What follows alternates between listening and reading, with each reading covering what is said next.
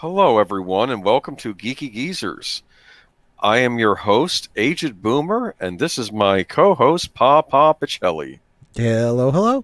We're going to have a nice, calm, relaxing stream, no negativity. We're going to keep things try. nice and positive tonight. I swear I won't go on a rant at the end of the stream based on the subject matter we have linked No, up you for might tonight. actually start on a rant at the beginning of the stream. No. Anyways, so here we are. Don't know who's here with us. Auditor Dread and Daniel Heron. He's having a nice dinner with maybe a lady acquaintance. So catch the replay tomorrow. Love you guys. I'm not Troy drunk. Oh, yeah. See, I told you. You are fine. Everything's fine. I don't know what's going on tonight. I think there are a bunch of streams going on at once. But I mean, did Agent Boomer? Did you get the impression Friday that I was really out of it? A little bit. Yeah, well, the fact that I was just talking about it before the stream. You mentioned the Civil War at Lucasfilm. Don't tell me there's not an effing Civil War over at Lucasfilm, and it's like, that was at the end. And Netter started yelling at you for the F-bombs because it was hurting her ears and stuff. But other than that, it was fine. I do tend to get loud, and Netter does have sensitive ears, so that's fair. Actually, no Star Wars news tonight, though. I don't think. No, not really. It's been really, really quiet over there. The only things that are going on over there are the things that, the fans that are in the know, that are really paying attention, are kind of seeing, the shadows on the wall, so to speak, but nothing concrete just yet. I know how things are going to turn out. Everything is going to eventually work out for Star Wars, but everything else is going to completely have gone to shit. That's how I'm feeling lately. Well, but don't poo-poo that maybe too be much. Okay. Because Ghostbusters I think is going to be a big watershed in turning things around. But I also think Star Wars is going to be right there. I think as Favreau kind of takes the reins and really starts to overwrite all the crap that we've been bitching and moaning about, you're going to see, I use this phrase all the time, two points make a line, multiple points, continue the ray, but not Ray as in the sequel trilogy. I mean, R-A-Y.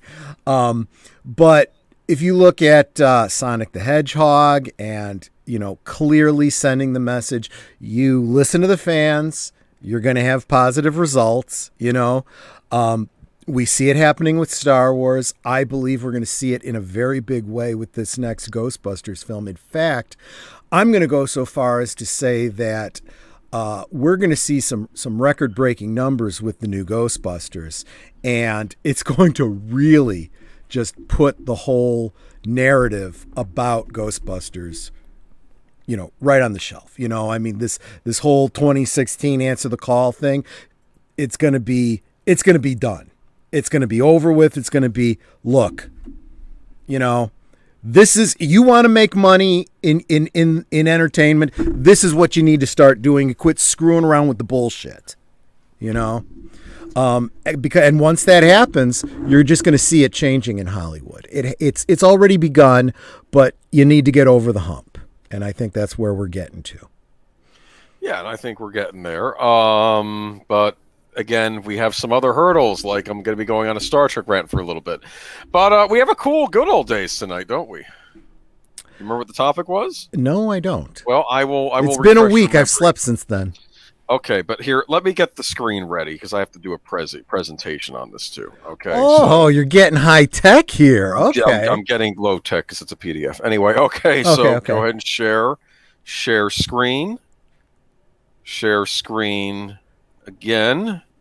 Oh, I hate this. It freaks me out because it's like I'm seeing myself. Well named. Okay. Now we're going to minimize, and now I'm going to maximize, and I'm going to keep my. All right, Troy. So here we're going to talk about the good old days, right? Yep. Oh, that now I remember. The things where I don't know the difference between an adventure game and a role-playing game. Yes. You school me on this stuff, Aged Boomer. Oh, for the love of Pete. Yes. Well, we were started last conversation talking about adventure games, and then you were sending me a bunch of ones you loved, and then I noticed that Baldur's Gate and Ultima were in there, and I'm thinking, well, aren't those RPGs, role-playing games? You're like, what's the difference? Well, role-play games have like leveling up and multiple characters usually, right? And then you're learning spells and stuff, and they're different. Okay, that's all I'm going to say. As opposed to just being like a graphic twist to plot. graphic twist, sort kind of, thing. Yeah. basically, yeah. Okay. Adventure I game getcha. from Wiktionary. An adventure game is a computer or video game of the genre characterized by investigation, exploration, puzzle solving, interaction with game characters, and a focus on narrative rather than reflex-based challenges. Now, you could make an argument that these types of things also exist in RPGs, so I'm not going to fault you there. And I was going to say that even some of the other ones that we were talking about have an element of combat, and you got to hit the button at just the right time in order to beat the dragon or whatever the case is. Well, sometimes, but usually with the ones I played were rather stationary. As long as sometimes you'd have to lead your character away from something, right? Yeah. Before it was too late. But usually it was fairly stationary. Do you remember Infocom games before we even start on the adventure games? Infocom games? Yeah. Those weren't text-based, were they? They were text-based. They were entirely text-based games. These were earlier computer games. They came in these nice fancy boxes with all sorts of neat doodads in them, but the game themselves was all written out, and you would have to type in commands of what your character would do to get further in the game. But it was like an interactive novel, basically. Sure. Where you were the main character, from a first-person perspective, I think. And those were pretty popular. If any of you have the Call of Duty Black Ops game for consoles or PC, the first one, there's actually a trick where you can go into the PC in that game and play a copy of Zork on the computer, in the game, which is it's kind of nifty when they do that. The Activision remembering their heritage, I guess. But moving on, though, one day, though, my brother got this game called Transylvania, and it was this. Now, as you see at the bottom, you have text, but what else do we have? Some simple graphics, yeah. Some simple graphics, but you can make out what it is. Basically, it's a werewolf, right? Yeah. You're standing near a broken horse-drawn wagon. Paths go northwest, east, south. There is a menacing werewolf. Command, shoot. And you type in the command, shoot werewolf. Command, shoot werewolf. I guess we have a silver bullet and a gun, right?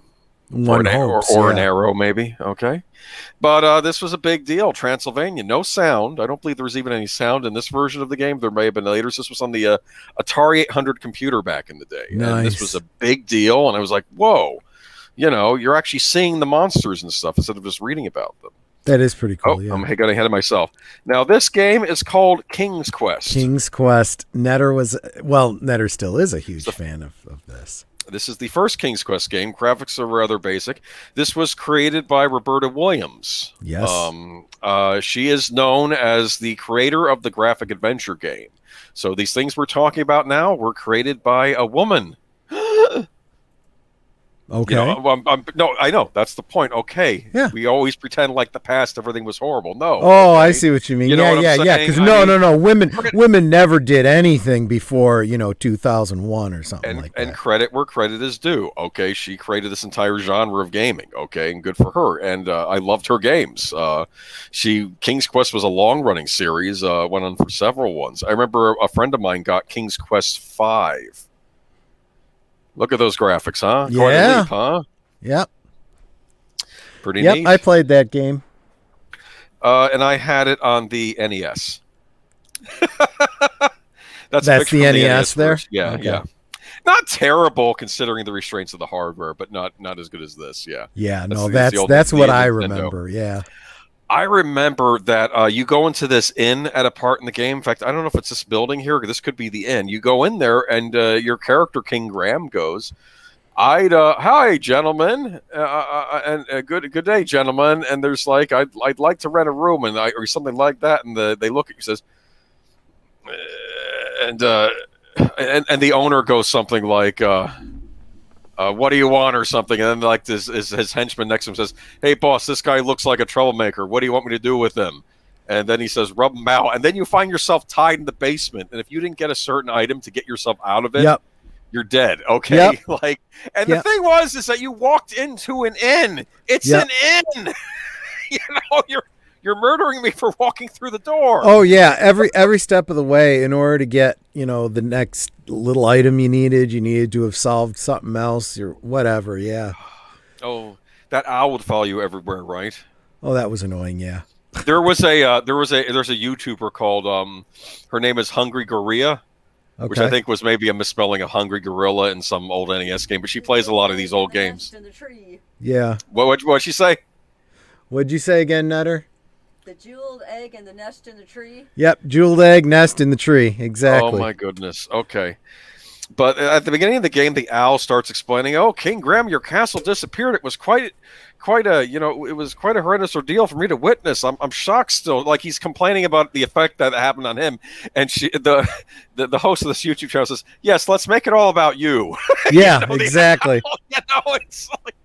But Netter was a big fan of the King's Quest games. Did anyone in particular? Well, we really played them together, to be honest. Okay, so it was a dual thing, yeah. It was a lot of fun, and she was actually in some instances better than I was. She'd think outside the box and come up with the solutions. But sometimes, when she'd get frustrated, I'd look at it from a different angle and figure it out. Some of the puzzles were just ridiculous. It's like how does anyone ever think to do that, Exactly. Whatever the case. Well, that's kind of the trick with a lot of these games too. Like some ridiculous things. Like I think there's one of those adventure games on the NES where you had to get a safe open to get a cookie to feed to a demon somewhere. Okay, Right. Right. Who would stick a cookie inside a safe? All right, exactly. It's like, but although there was a lot of things where if you're in the right mindset, you're playing a heroic character, right? Right. So if you don't help out the queen of the ant colony, who's having a problem with some animal trying to destroy her, later on, those ants won't be around to help you get out of a jam, And, that's funny. Yeah. This wasn't in an adventure game, but it was kind of in an action RPG for computers. They also released it on the NES called The Immortal. And there's a scene in that game where you run up to this Goblin King, and like you're fighting goblins all through the game, but then you run into the Goblin King. Yeah. And like he's like, I need water. And you could give him some healing water. Sure. You could say it for yourself. And if you say it for yourself, you run into him a couple levels later and he's like, you didn't help me when I was dying. Now you die, and he executes you. Whereas if you helped him, he'll help you out later. Yeah. It turns out the goblins will actually leave you alone later on because they're having a battle with the trolls in the dungeon, and they'll leave you alone and help you with the trolls. But it was a thing, and that's how clever these games were. Sometimes you'd really screw yourself over. You have to start from the beginning again. I remember that. Yep. But these were amazing graphics for the time. I think these games even had sound later on, like actors and stuff, right? Oh, absolutely. And, this kind of leads into what we were talking about last week with, the addition of CD-ROM and them being able to put sound on the CD-ROM, even like closing credits with, a musical score. Yeah, you mentioned I listened to that song, the Girl in the Tower, right? Did you like that? Yeah, like an ballad. 80s power ballad, right? It was a power ballad. I liked it. Yeah, it was cool. But anyway, that was what I was stuck with on the NES, but I was happy to have it. I would have rather it came out on the Super Nintendo. Super Nintendo even had mouse. Plus, let's be honest, playing this on a game console, not as intuitive because you have to move your controller around as opposed to a mouse, but you got the job done. But some of these games you ran into the situation of the pseudo 3D, so you might be able to move left and right just fine, but you were never certain how far into field and out of field you had to be for certain tasks. How you lined up with objects in 3 dimensions was not always that easy. No, that's true. I can't think of any examples. Maybe Myst was like that. I don't know, but Myst was actually where it was really starting to get a lot better. I'm thinking more along the lines of these things here. Hold on, there's a picture of Myst. Oh yeah, there's I'll go Myst. Back to the others. Yeah, there's Myst though. Yeah, Myst was like a quantum leap forward in compression of elements and interaction between very realistic graphics and like real world photography. It was incredible. It pushed the boundaries in a lot of ways. Then you had like video footage of real actors and stuff. That's where it really started to get interesting. Yeah, let me go back. But these are some other Sierra games too. We mentioned Sierra was the big company, though there were others. Space Quest. Did you used to play those? Roger Wilco. That was more like a tongue-in-cheek, I guess, thing on Star Trek or and other science fiction properties, probably, right? Yeah. Or like a Flash Gordon kind of thing. Or Flash Gordon, yeah, there you go. That's probably more what it was like. But then you had Leisure Suit Larry. Leisure Suit Larry, Mandy from Toxic Femininity has been doing some playthroughs of Leisure Suit Larry on her channel. Really funny stuff. I should check that out. Yeah. They're still making these games, so I guess they survived. But I haven't I'm played them myself. surprised that Leisure Suit Larry hasn't been canceled in the modern day. I'm surprised It's I very know sexist. you can get it on the Switch though, so who knows? It was some pretty adult content too, because it was like you could get a sexually transmitted disease and all kinds of stuff. I still Oh have yeah. all of those games. You still have Oh, all of them? Yep. For oh, cool. PC, so you know, Well, with these days though, I'm sure there might be fixes for that, right? probably. This was Phantasmagoria. This was one of the later games Roberta The Williams full worked name on. of it, I believe, was Phantasmagoria: A Puzzle of Flesh. Yes, you're right. Yes. This came out. This was very contemporaneous with like Hellraiser, and I'm sure there was a lot of inspiration, shall we say, there. Yeah, well, this used live actors in it, so Yes, you weren't it just did. moving around a painted, like a drawn character. These were like real actors, and you would move them around in the game. I remember seeing previews for this. I wanted to play this in the worst way. I really wish these games would get a proper remaster on consoles. Some have; they're getting better, about Yeah. that. But It for was. a while, you would see these. Yeah. It was very interesting because you'd have you wouldn't really be controlling the live actors. The live actors were more like extended cutscenes, and the only thing you really had control over was the puzzles. And the puzzles were more computer graphics, but that's where you started to get into some of the real disgusting, I mean, when they called it Puzzle of Flesh, that's literally what you were doing sometimes. Sometimes you had to, replace the parts in an autopsy or something. Yeah, it was like really wild stuff. No, this was like a creepy game. Though. It was like a horror game, right? And, Yes, it was.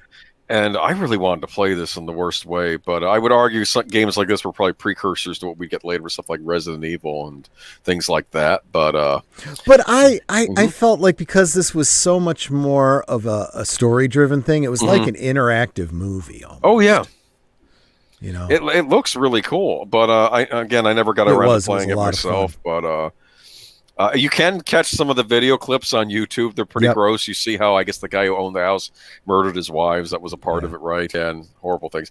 Now, what was this one? You said this one. Was it called Noctropolis? What was it called? Noctropolis. Okay, so think of it as a super. Okay, so first off, to begin with, it pulls you in by having you be a character that gets pulled into a game. Okay, so you buy this game. It's a game about this comic book character that you were a fan of, only to find out that you're given the opportunity to take on the mantle of this this superhero you were a fan of called Darkseer. Think of him as like a Batman type character. Oh. And in order to get access to some of his devices and, the superpowers and whatnot, you have to track down his old sidekick, who was this girl Stiletto. She's the one that's on the screen right now. Stiletto? And, Stiletto. And she's, you get the impression that there was like something of a romance between the characters that went south. She's retired, very jaded. She's, become an alcoholic. You need to, show her a little bit of human kindness, get her out of her shell so that she kind of comes back and helps you. And, very, very interesting stuff. But, the stand-in for Gotham here is a city called Noctropolis, where it's literally a city where it's always night. And it has to do with, the whole comic book backstory and whatnot. And it's a lot of fun, but also this would be a strong PG-13 type of game. One of the villain characters that you remember from your days of reading the comics is a character by the name of the Succubus, who literally comes out of the game into the real world and tries to seduce you in a very PG-13 / R-rated way. Oh, well, I want to play this now. And then a little bit later on, there's a more romantic scene with Stiletto. That's I guess this would probably be a little bit more of an R-rated type of game. Who's the woman in the picture there? Is that Stiletto or is that the that is Succubus? Stiletto there in that picture? Yeah. She's got nice hair. Oh yeah, she's very, very attractive actress. You can even find her on IMDb. She's been in some other things. Cool. But yeah, that was a lot of fun. And that's another one of those, point and click kind of things. That's more like a superhero type thing, or like something like The Shadow or something, right? Exactly. Yeah. Exactly. Okay, cool. And I don't want to say too much because, there's a little trick ending I don't want to ruin. But sure. I'm going to say this. Some of these games are coming out of the woodwork finally after all these years. I know Good Old Games, they'll release a lot of the older stuff. And I know sometimes they're even trying to do remasters. This was the Star Trek 25th anniversary game. Did you have this one? I do have it, but I never played it. Okay. There was a previous game that I had played. It was a text-based game called Star Trek: The Kobayashi Alternative. Okay. That was a little bit of a challenge to play because you were never 100% certain if anything was happening, because they would, like you'd say, go, set a course for Gamma Hydra 3, at warp 5 engage. And then it would be real time before you actually got there. And it's like, are we going? Is anything happening? But Matthew Flint says, if I start making jokes, will they go over your head again? Probably. Don't know specifically what we're talking about, but yeah, maybe. All right. But anyway, it's funny. They did release a Star Trek 25th anniversary for the NES, which I think was more like an adventure game, but it had a completely original storyline that was separate from the PC game. For instance, I think in the PC game was mainly Klingons were the villains, and the one on the NES was Romulans. So that was kind of neat. Okay. This one I did have for PC. This is the Blade Runner. I was going to say, this looks like Blade Runner. It is. This was a wonderful. This is one of the most advanced point-and-click games ever played. They even got a lot of the same actors from the Blade Runner movie to do voice acting in it. Sean Young was in it. No Harrison Ford. You're playing another Blade Runner. And this is taking place concurrent with the movie. So stuff that's happening in the movie is happening on the background while you're also hunting down another band of replicants that makes Decker sense. doesn't know about. Okay? I mean, it totally works, right? Yeah. And Sean Young, her character was... a replicant, so she could have been multiple characters actually. This I believe you can get from Good Old Games. No. But apparently one company I really like, what's their name? Is it Deep Silver? They do remasters of old games, and they are trying to do a remaster of this. The trouble is, this was put out by Westwood Studios, and they were bought out by EA, and they think during the transfer, a lot of the code for this game got lost. They said they want to do an HD remaster of this game, but they may be unable to if they can't get that code. So yeah, we'll have to wait and see. It is available on Good Old Games in its original form, though, and this was very advanced for the time. Really cool. You're a Blade Runner fan, you'll get a big kick out of this game. Well written. In fact, the guy, one reviewer I watched online, Civi, he made a point that... in the original Blade Runner movie, if you didn't like the voiceover dialogue in that, he understands. But there's voiceover dialogue in this, and it helps with the game and makes sense. Okay, yeah, your main character's doing. He's another Blade Runner. But now we move on to the NES. This is Maniac Mansion. Okay, this is actually based on another PC game. LucasArts made a lot of these point-and-click games as well. And Maniac Mansion came out for PC, but it also came out for the NES. Okay, and I think the main guy's girlfriend gets lost in this house, the Maniac Mansion, and you have to, you and a bunch of his friends have to. Is his girlfriend in the fridge? I don't think so. No, I've got a sinking feeling here. Okay. I don't think it's a comedic horror game. You can die in it though. Okay. So if you do the wrong thing, for instance, this one apparently got kind of censored on the NES because Nintendo was more hardcore, that sort of thing back then. But sure. Apparently something slipped through their censors, and there are a bunch of different characters, right? And you find one of the people that lives in the house, Hamster, right? And, of course, there's a microwave in this kitchen. And if you go over to the microwave and try to put the hamster inside the microwave, most of the characters are going to say, no, I'm not going to do that. That's horrible. You're not going to put a hamster in the microwave. Except for two. Two of them will do it. Okay, the two rock and roll types will put the hamster in the microwave, right? And then if you leave it in there, the microwave goes on for a minute, and then you see this little explosion, the sound effect, right? You can then take the dead hamster. If you show the dead hamster to the owner that lives in the house, he will murder you, and your character will be dead for the rest of the game. So But this was also available on PC. This was followed by a game I think called Day of the Tentacle as well. But Oh, interesting. but on the NES, we had to deal with what we had. But this is Shadowgate. This is a heroic fantasy point-click adventure game. And as you can see, you got your goods up top. You'd move your controller around to click on different things because you didn't have a keyboard. And you get little text bubbles at the bottom. You know, what's this? A wraith is standing in your way, barring your path. These were based on Macintosh adventure games, okay, made for the Macintosh early on. But they were remade on the NES. This one's Shadowgate. This one is Deja Vu. It's more like a hard-boiled detective thing in the 1930s. You know, you play a private eye who can't remember who he is, and, you know, you're trying to solve the mystery. And, you know, you're in an office, a dead body slumped over his desk, you know, that sort of thing. Sure. This is The Uninvited. This was the third one. This takes place in a haunted house, and you're looking for your lost sister who ran into the house, and you're trying to find her. And it's, you know, it's acid. It doesn't take long for it to dissolve your body. You get a lot of descriptions of all the horrible ways you die in these games. Man.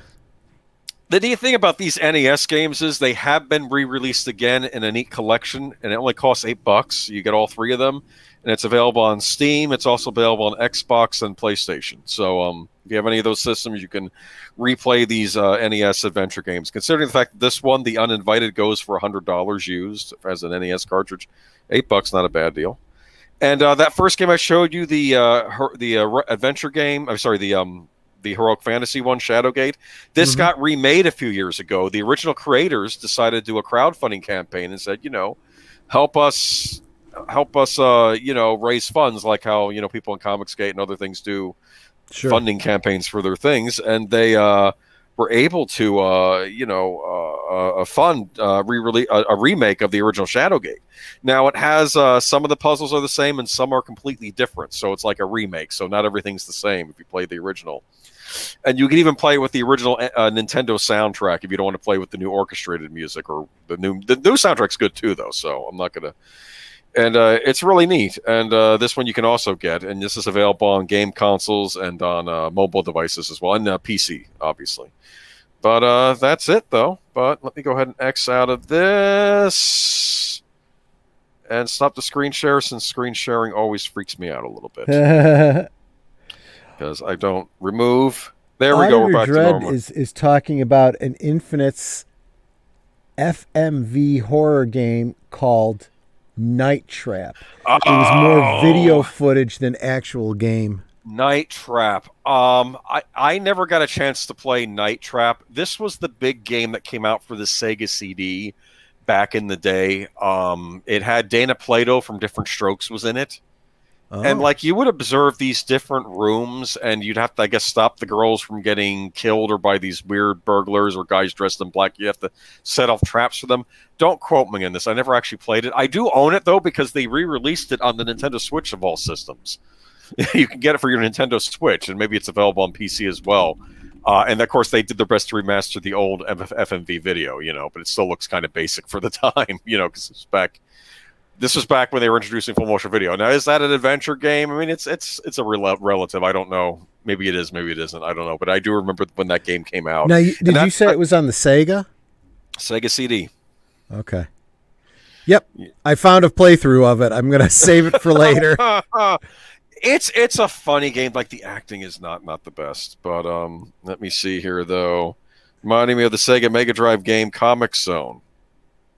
Oh, well, Comic Zone, yeah, you can actually get that's on the Sega Genesis Mini. That's actually a beat 'em up game, so it's not a point click adventure game. But the neat thing about that is you play a guy that he writes superhero comics, right?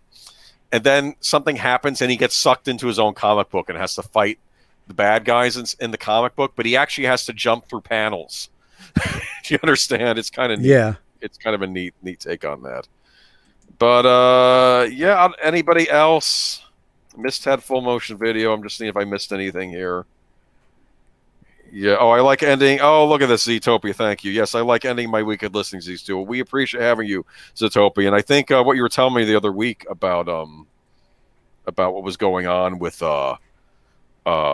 movie box office drop-offs might be coming true. We'll discuss that in a little bit. But Leia plus size. Oh no. Well, welcome to the chat.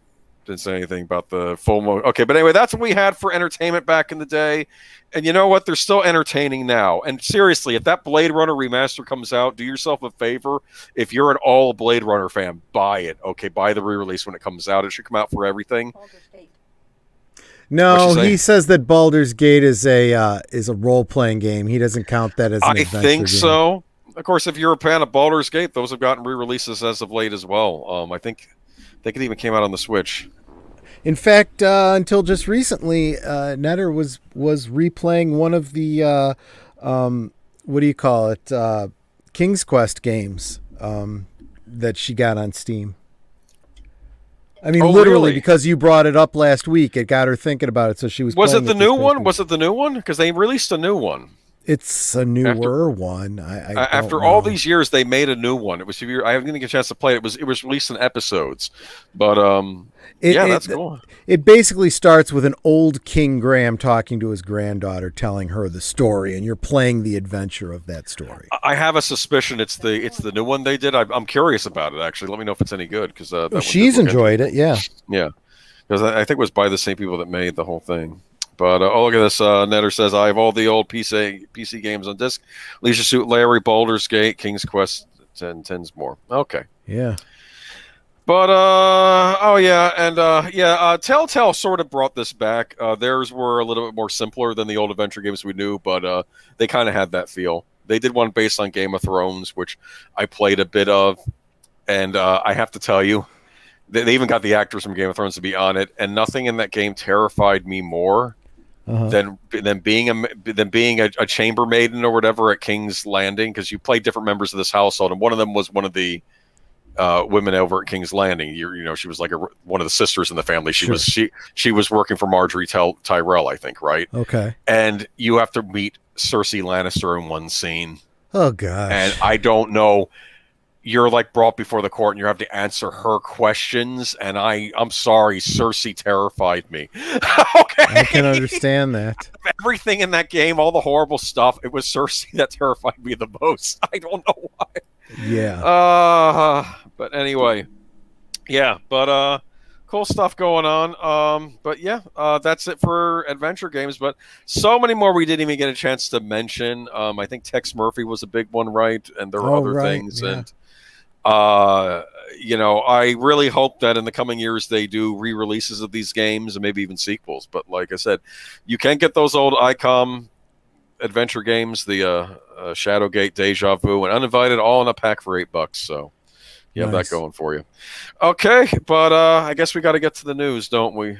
I'd like to talk about adventure games all night because those are happier times. But well, if you ever decide you want to do like some game playthroughs or something, we absolutely could do that too. I'll think about that someday. Maybe we will do that. We should do that might be something for that, or maybe an impromptu stream, even a Friday, or maybe even one of these if it's a slow week.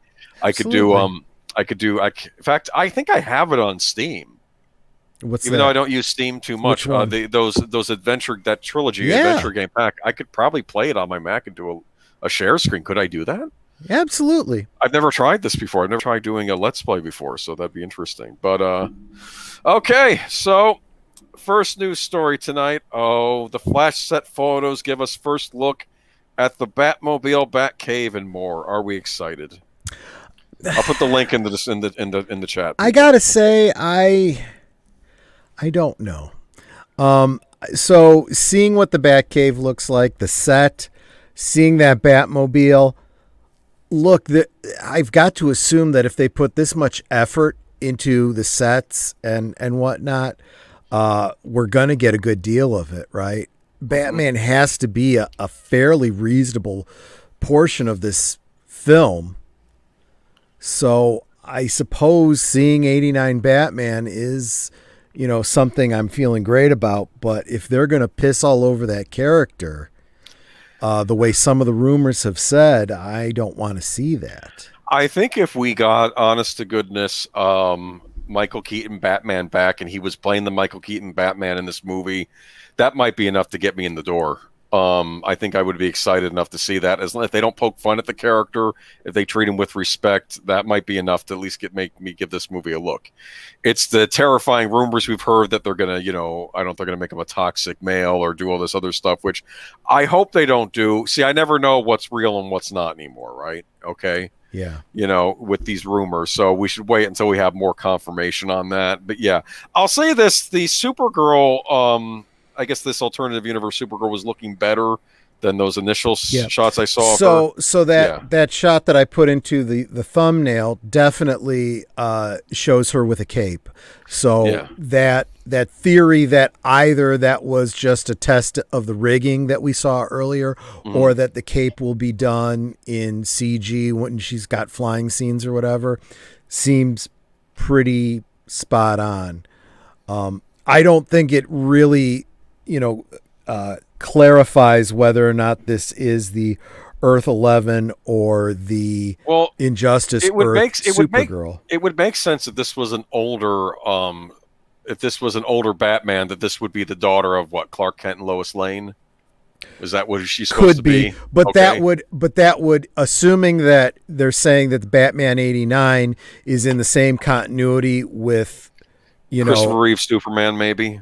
No, probably. I don't know. I'm not sure which, but the implication seems to be that if she is half Kryptonian, as one of the rumored lines states, then she is a Superman and Lois's daughter, and it seems to imply that this is Laurel Kent from the Injustice storyline. That would put Batman 89 as the Injustice, and I'm not digging that too much at all.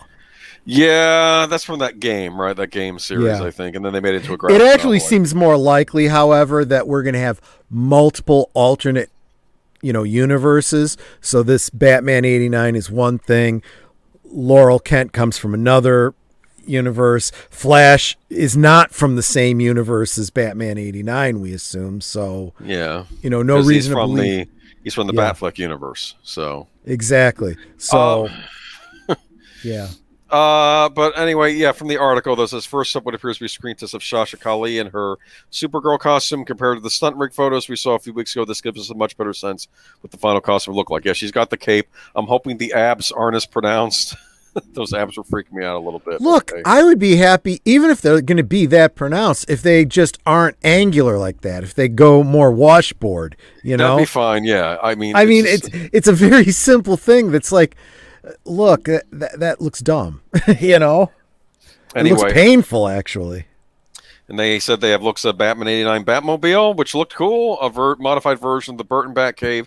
Ezra Miller's look for the film, who looks like Ezra Miller in like a normal outfit. Okay, so I don't know. Ezra Miller. Anyway, but yeah, we'll see. Though it says we're still waiting to see Michael Keaton in a bat suit or Miller in his Flash suit. But what we're seeing so far is looking pretty promising. The production moving to Scotland soon. Hopefully, even more set photos will appear. So okay.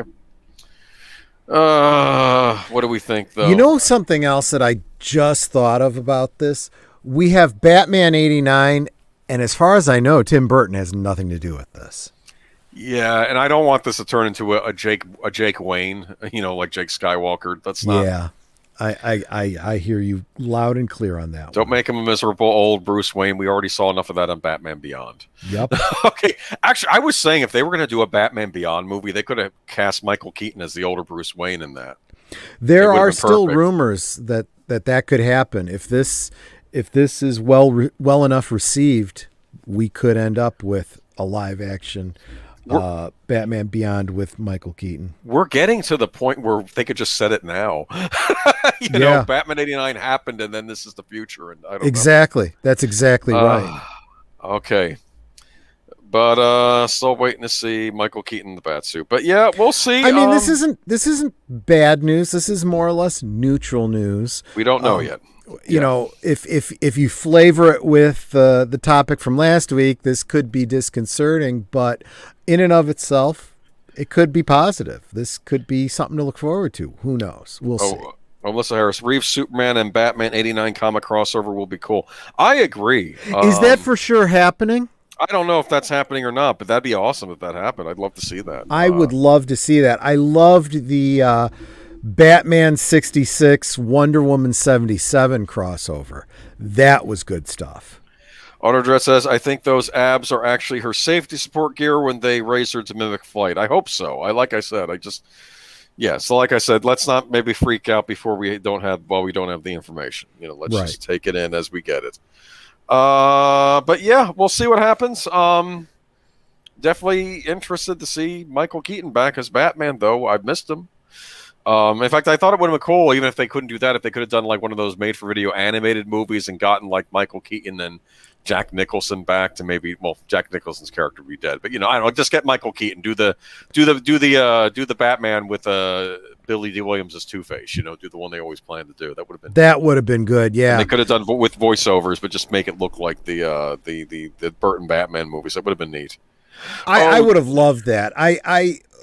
Who was it? I think it was Wolf 10 Media was talking recently about he was on I think he was on Green Lion Girl's channel, and they were talking about Billy D. Williams having played Harvey Dent in the first Batman movie, and how disappointed so many fans were when, nothing against Tommy Lee Jones. He did a fine job. But it kind of makes you feel like not only is this not the Harvey Dent from the first movie, this isn't the Batman from the first movie. Nope. So is this even the same Batman universe? A lot of people have made that point because of that.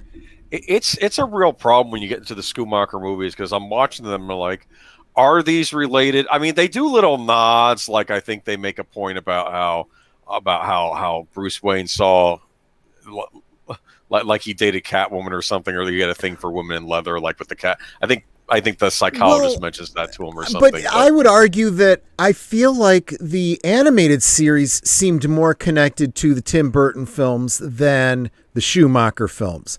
I love the bit. I think it was a first season episode of the animated series where Batman says, I have to go look into this, and Alfred's like, well, what about dinner?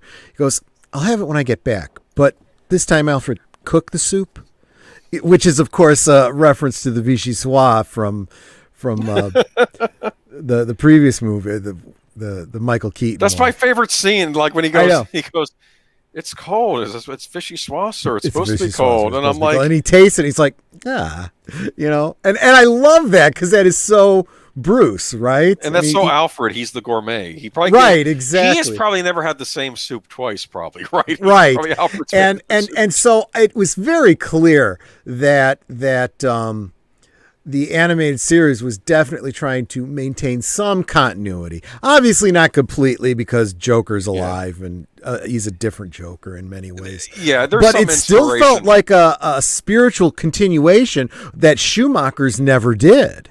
Yeah, no, the animated series was definitely inspired by the Burton Batman movies on some aspects, because like the Penguin on that kind of had the Danny DeVito look with the three fingers, the flipper hands, where they actually changed it when they did the New Adventures later on. They gave him regular hands, but they were drawing influence, and I'm like, there are worse things to draw influence from, I absolutely agree, but it also stands to, I don't know if you know about this, but there's actually a fan theory that the Schumacher Batman movies are not only are they not in continuity with the Tim Burton films, but what they actually are Batman movies within the Burton world. Oh, that'd be funny.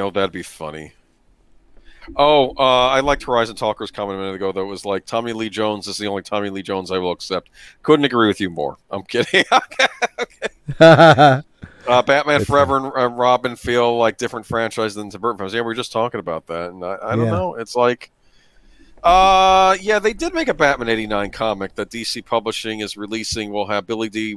Harvey Dent become Two-Face. I am curious. I've heard about that too. I'm curious, and if that does well, you never know. Maybe they'll make an animated movie. Please spend some money on it if you're going to make it. Well, people have also talked about wanting to see a Christopher Reeve Superman comic that they were planning to do, but I guess there was a rights-related issue of some kind. I don't know. Is this the one that Richard Donner co-wrote? Because Richard Donner had Possibly. an idea where another child from Krypton shows up in one of the a ship similar to Clark's, right? Don't And know.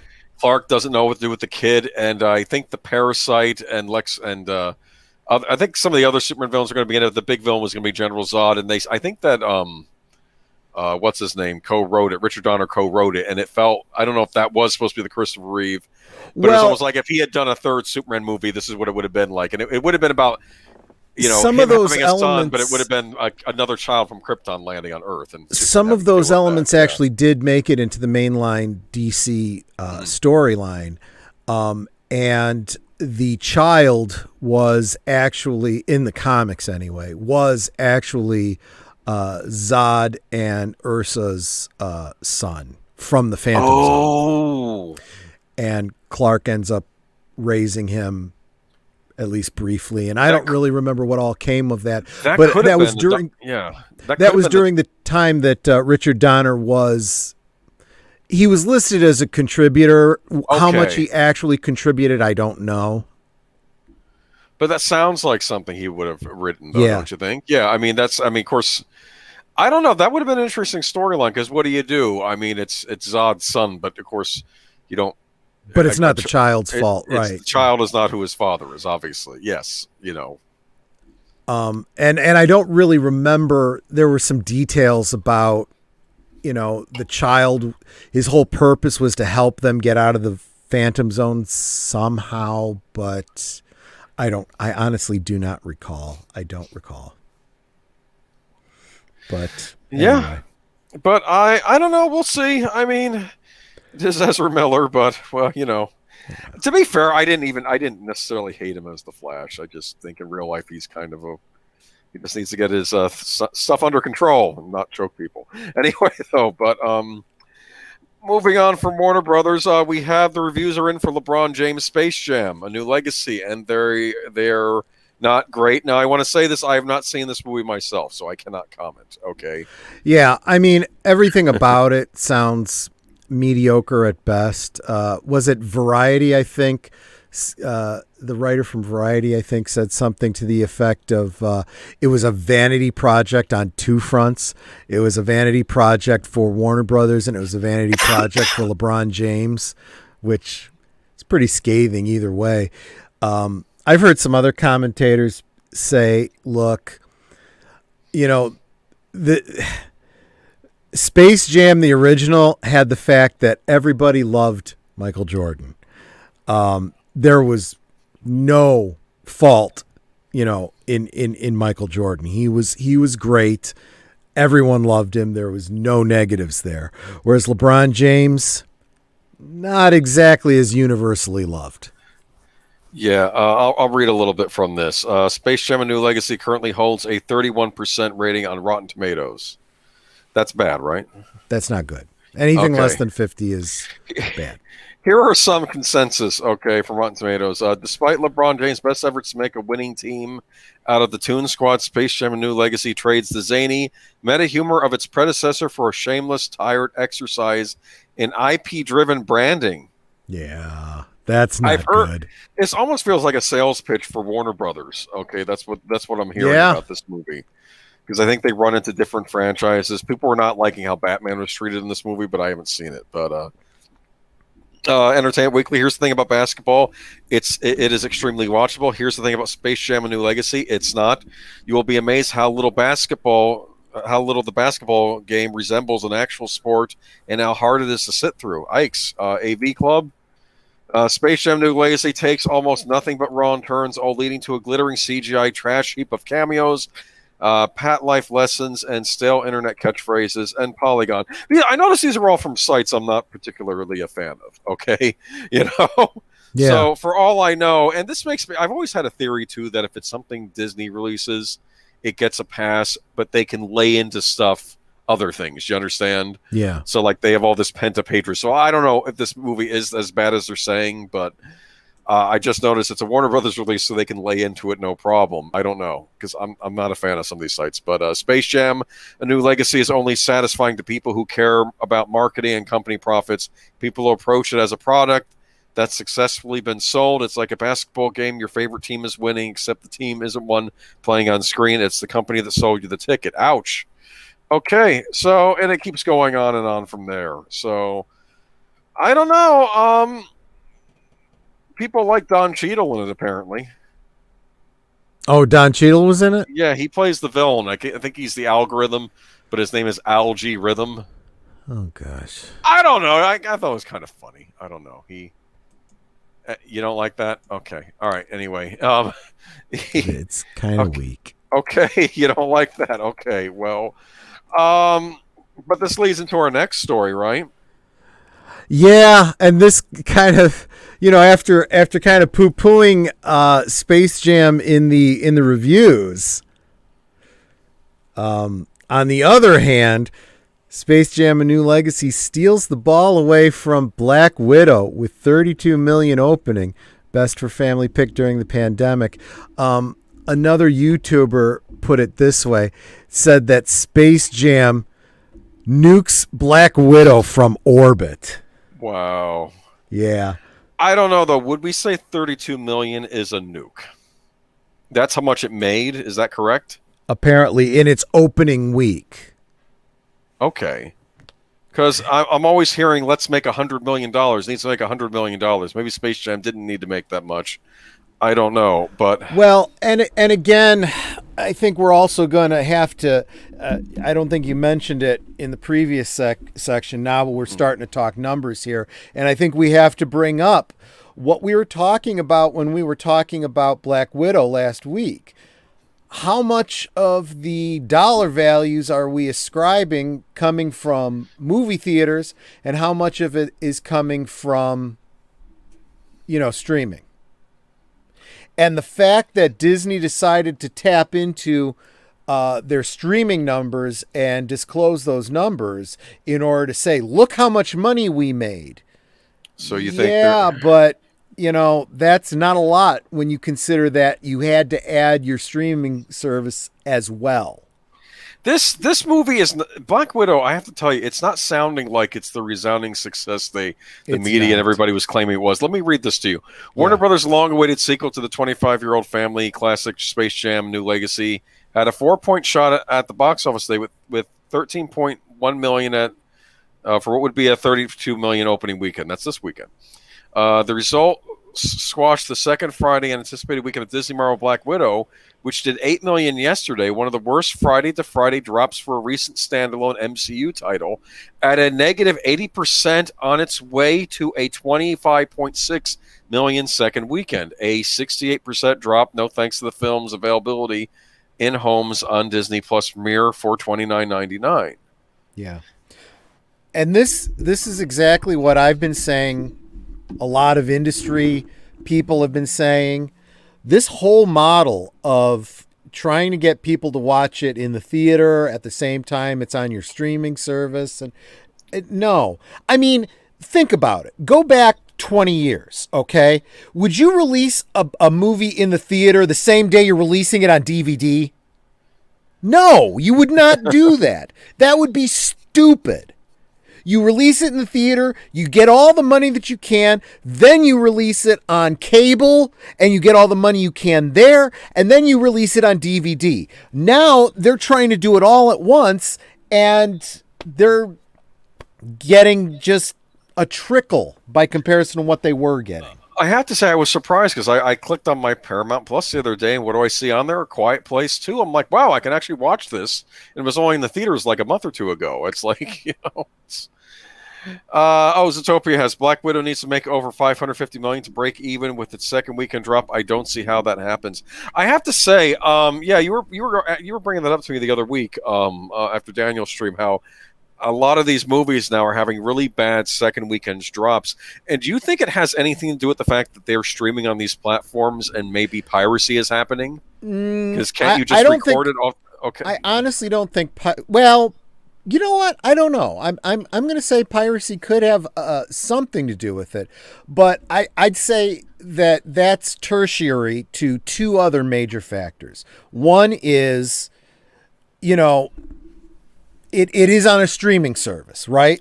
And a lot of people are looking at it going, why should I go out to the theater, spend the money on a theater when I can spend a fraction of the amount and watch it in my home? Okay, that's the one thing. Secondly, you also have the internet age where, you know, people that don't go to see it the opening week, don't bother to spend the money. They listen to people that they follow on YouTube and other social media saying this movie kind of sucks. And they go, oh, fuck it. I'm not even going to spend the money to watch it on stream. You know, this is especially coming off of WandaVision and the Winter Falcon and the whatever the fuck, you know, and Loki, you know, where people Loki, have been very, very disappointed with these shows and going, you know what? A lot of people are just walking away from Marvel MCU at this point going, I'm not interested anymore. And I'm hearing so many, not just hardcore fans, but just casual Marvel fans going, yeah, it ended at Endgame and I'm done. So that's Endgame, what really is happening with Black Widow. Plus, on top of it, we're talking about, you know, as everyone said, this is a movie that should have come out before Endgame. Okay? But once you killed off her character, nobody gives a shit anymore. Nobody cares anymore about Bucharest or any of that other stuff that we wanted to see. Now that character is done and over with. Everything in this tells me that she was marginalized in her own movie. She was really just a secondary character there to set up the new Black Widow character. Be a new Black Widow that nobody is going to care about because, you know, we invested in the Black Widow. We have no interest in this substitute. I noticed this is what Marvel thinks they can do. They can just switch titles. You know, of course, one character who I guess they're not planning to switch titles with is Iron Man, and we learned that he was supposed to originally have a cameo in this. Yep. This is from a Games Radar article. All right, so before Black Widow was released, there were multiple rumors swirling that Iron Man would make an appearance. The reports stemmed from a seemingly off-the-cuff mention in the trade magazine Deadline, with speculators hoping to see potentially cut footage from Captain America Civil War in the new movie. That would certainly make sense from a timeline standpoint, as Black Widow takes place concurrently with Civil War and before Avengers Infinity War. However, director Cale Shortland and producer Kevin Feige decided against including any of the other major Marvel superheroes. Initially, there was discussion about everything, about all the different characters, she tells Games Radar Plus and Total Film. What we decided was, and I think Kevin was really great, he said, she doesn't need the boys. We didn't want to feel like she needs the support. We want her to stand alone, and she does. Robert Downey Jr. Does she? Does she really? Yeah, that sentence didn't age very well for them in its second week when they're not even going to break even. Robert Downey Jr. plays Iron Man, had made no secret of not appearing in the movie. Asked about a cameo in Entertainment Tonight, he responded, right, great. I mean, it would be nice if they notified me. Forewarned is forearmed. I'm sorry, that's funny. I don't know. Yeah. Oh... Yeah, that was basically him saying, yeah, if I'm going to show up, it's going to be Iron Man, you know, CG. I have nothing to do with it. I don't know. What would it have been like? It was like the CG Tony Stark that we saw, and like they just composite some lines that they didn't use in like a previous movie. They didn't even tell him. This is why nobody cares, though. This is a perfect example of it. You know, I mean, and here's the thing: put all the MCU, all the Wokoso social justice warrior bullshit to the side for a second and look at, she doesn't need the boys. Okay. We want her to stand alone. Okay. So what you're basically saying is your shared universe is done. These characters are all now just individual movies that aren't connected. Zatopia says, I think people are not going back to the theater. There are hardcore people who will see it the first weekend. week in a theater, but that's by bad word of mouth. Latecomers are doing something else. Oh, I see. So the hardcores are going out first weekend, and maybe I don't know. Well, But I'll tell you something else. I think for all the talk that people said, I want to go back to the movie theaters, they do, but they want to see good stuff. They don't want to spend the money and the time and the energy for a bunch of bullshit. let me be blunt. You know what? A lot of this stuff is seeming. It's seeming like old leftovers that we're getting. It is. It really is. This movie, my understanding is the original idea for Black Widow was meant to have come out years ago. And it got put off and put off and put off. And then the COOF really put it off. And now it's like, no, we don't care about this anymore. So We've like moved on. you build up hype for a movie and then it doesn't come out for like 2 years, and do you care anymore at that point? I'm really wondering. Not with something like this shared universe where you have chapters that need to happen in a certain order. Okay? This time travel-y bullshit, out of order, multiverse shit. People go, I don't get it anymore. I don't understand.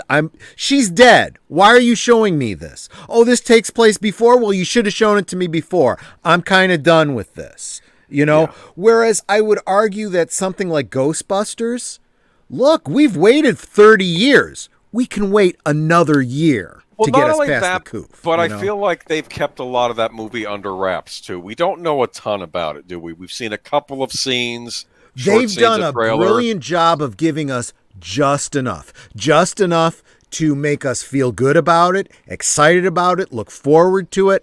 Honestly, I think they've done a brilliant job with the marketing. I'm excited about the toys and the tie-ins and the ornaments and all of that stuff.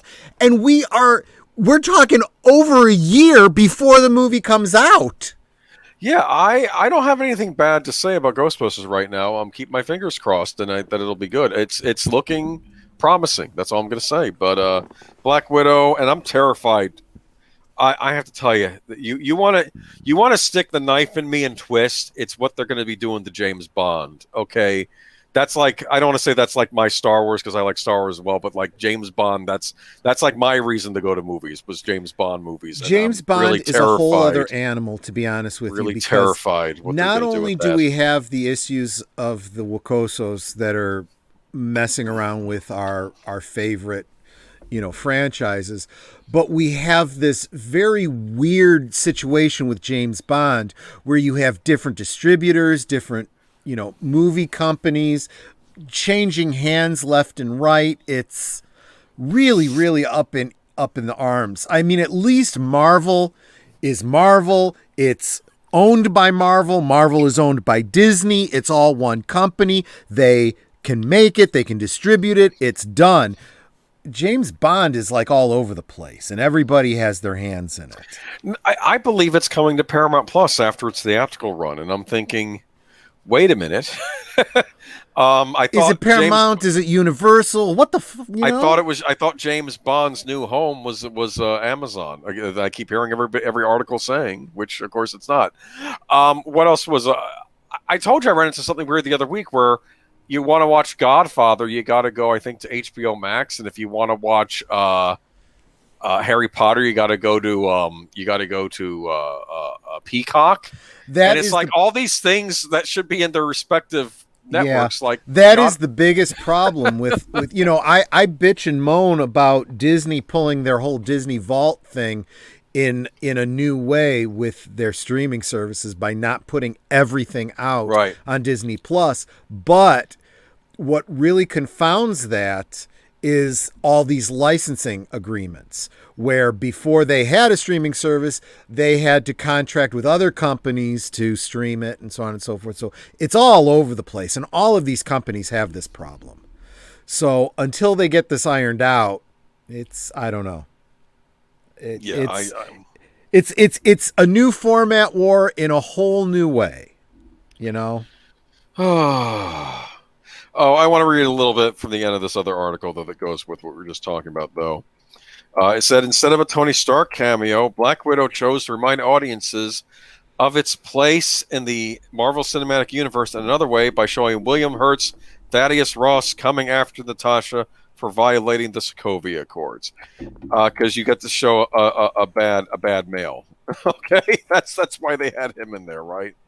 Because nobody likes Thaddeus Ross, and right? that's the kind of thing where that is the super weak way of tying these together. This goes back to the whole Incredible Hulk thing, right? Where it's kind of a wink and a nod. You throw in Nick Fury at the end, or you throw in General Ross or whatever, and you're like, oh, let me tell you about the Avengers Initiative. It's like, oh, okay, well that's exciting. All these movies are taking place, in the same universe, but we're way past that now. We need something a whole freaking lot more meaty than that. I was really impressed when I saw Captain America Winter Soldier, and you see Black Widow shows up in it, and she's like a regular character in the movie. Yeah. And I thought, well, this is an interesting way to do these instead of just having the whole Avengers team, maybe just having like one or two other members showing up for a portion of the movie. That's kind of neat because you're not overloading us with too many superheroes, and no one seems wasted. You know what I'm saying? So even if you're not a Captain America fan, you might like Black Widow. And that's exactly why I go back to what I was saying before about, she doesn't need the boys. We want her to stand on her own, and we think she does. Well, clearly not. So now you banked on that, and it didn't pay off. You pretty much did the opposite. You went in with a feminist agenda, but you proved the opposite of the feminist agenda. Because what you said is she doesn't need the boys, but she failed. So maybe she did need the boys, or she needed something. She couldn't stand on her own. And that's kind of unfair to the character, because if this had been done right, she could have done, but it's their own lack of talent and foresight and marketing that fucked this movie. Everybody likes Iron Man. Okay, even in Captain America: Winter Soldier, you have the Robert Redford character, telling Nick Fury like Iron Man has to show up at my kid's party and he has to mingle, not just. I thought that was funny because that's how important Tony Stark is in the MCU, and to think that you could have had him in this even for like 5 minutes. It makes no sense to me. Melissa Ayers says Thunderbolt Ross is supposed to be obsessed with the Hulk, and I thought they did that to great effect in the first Incredible Hulk movie. Yeah, when we had Edward Norton as the Hulk, as Bruce Banner. That was really the problem with their ability to use the Hulk, right? Because back then, you had the Hulk, just like they have with Spider-Man and Sony. We had the same problem with Hulk and Universal. So they had to work together with Universal. And so we didn't get as many Hulk standalone movies as we ought to have done. Yeah. If we had, General Ross might have been the, background antagonist that tied the movies together, with another villain being the main baddie for each movie. However, I think it was an intelligent way for them to tie him together with the government aspects, Sokovia Accords, all that kind of stuff, which made for a much richer, blended, I'm going to say, Ultimates type universe, which is what Marvel was going for.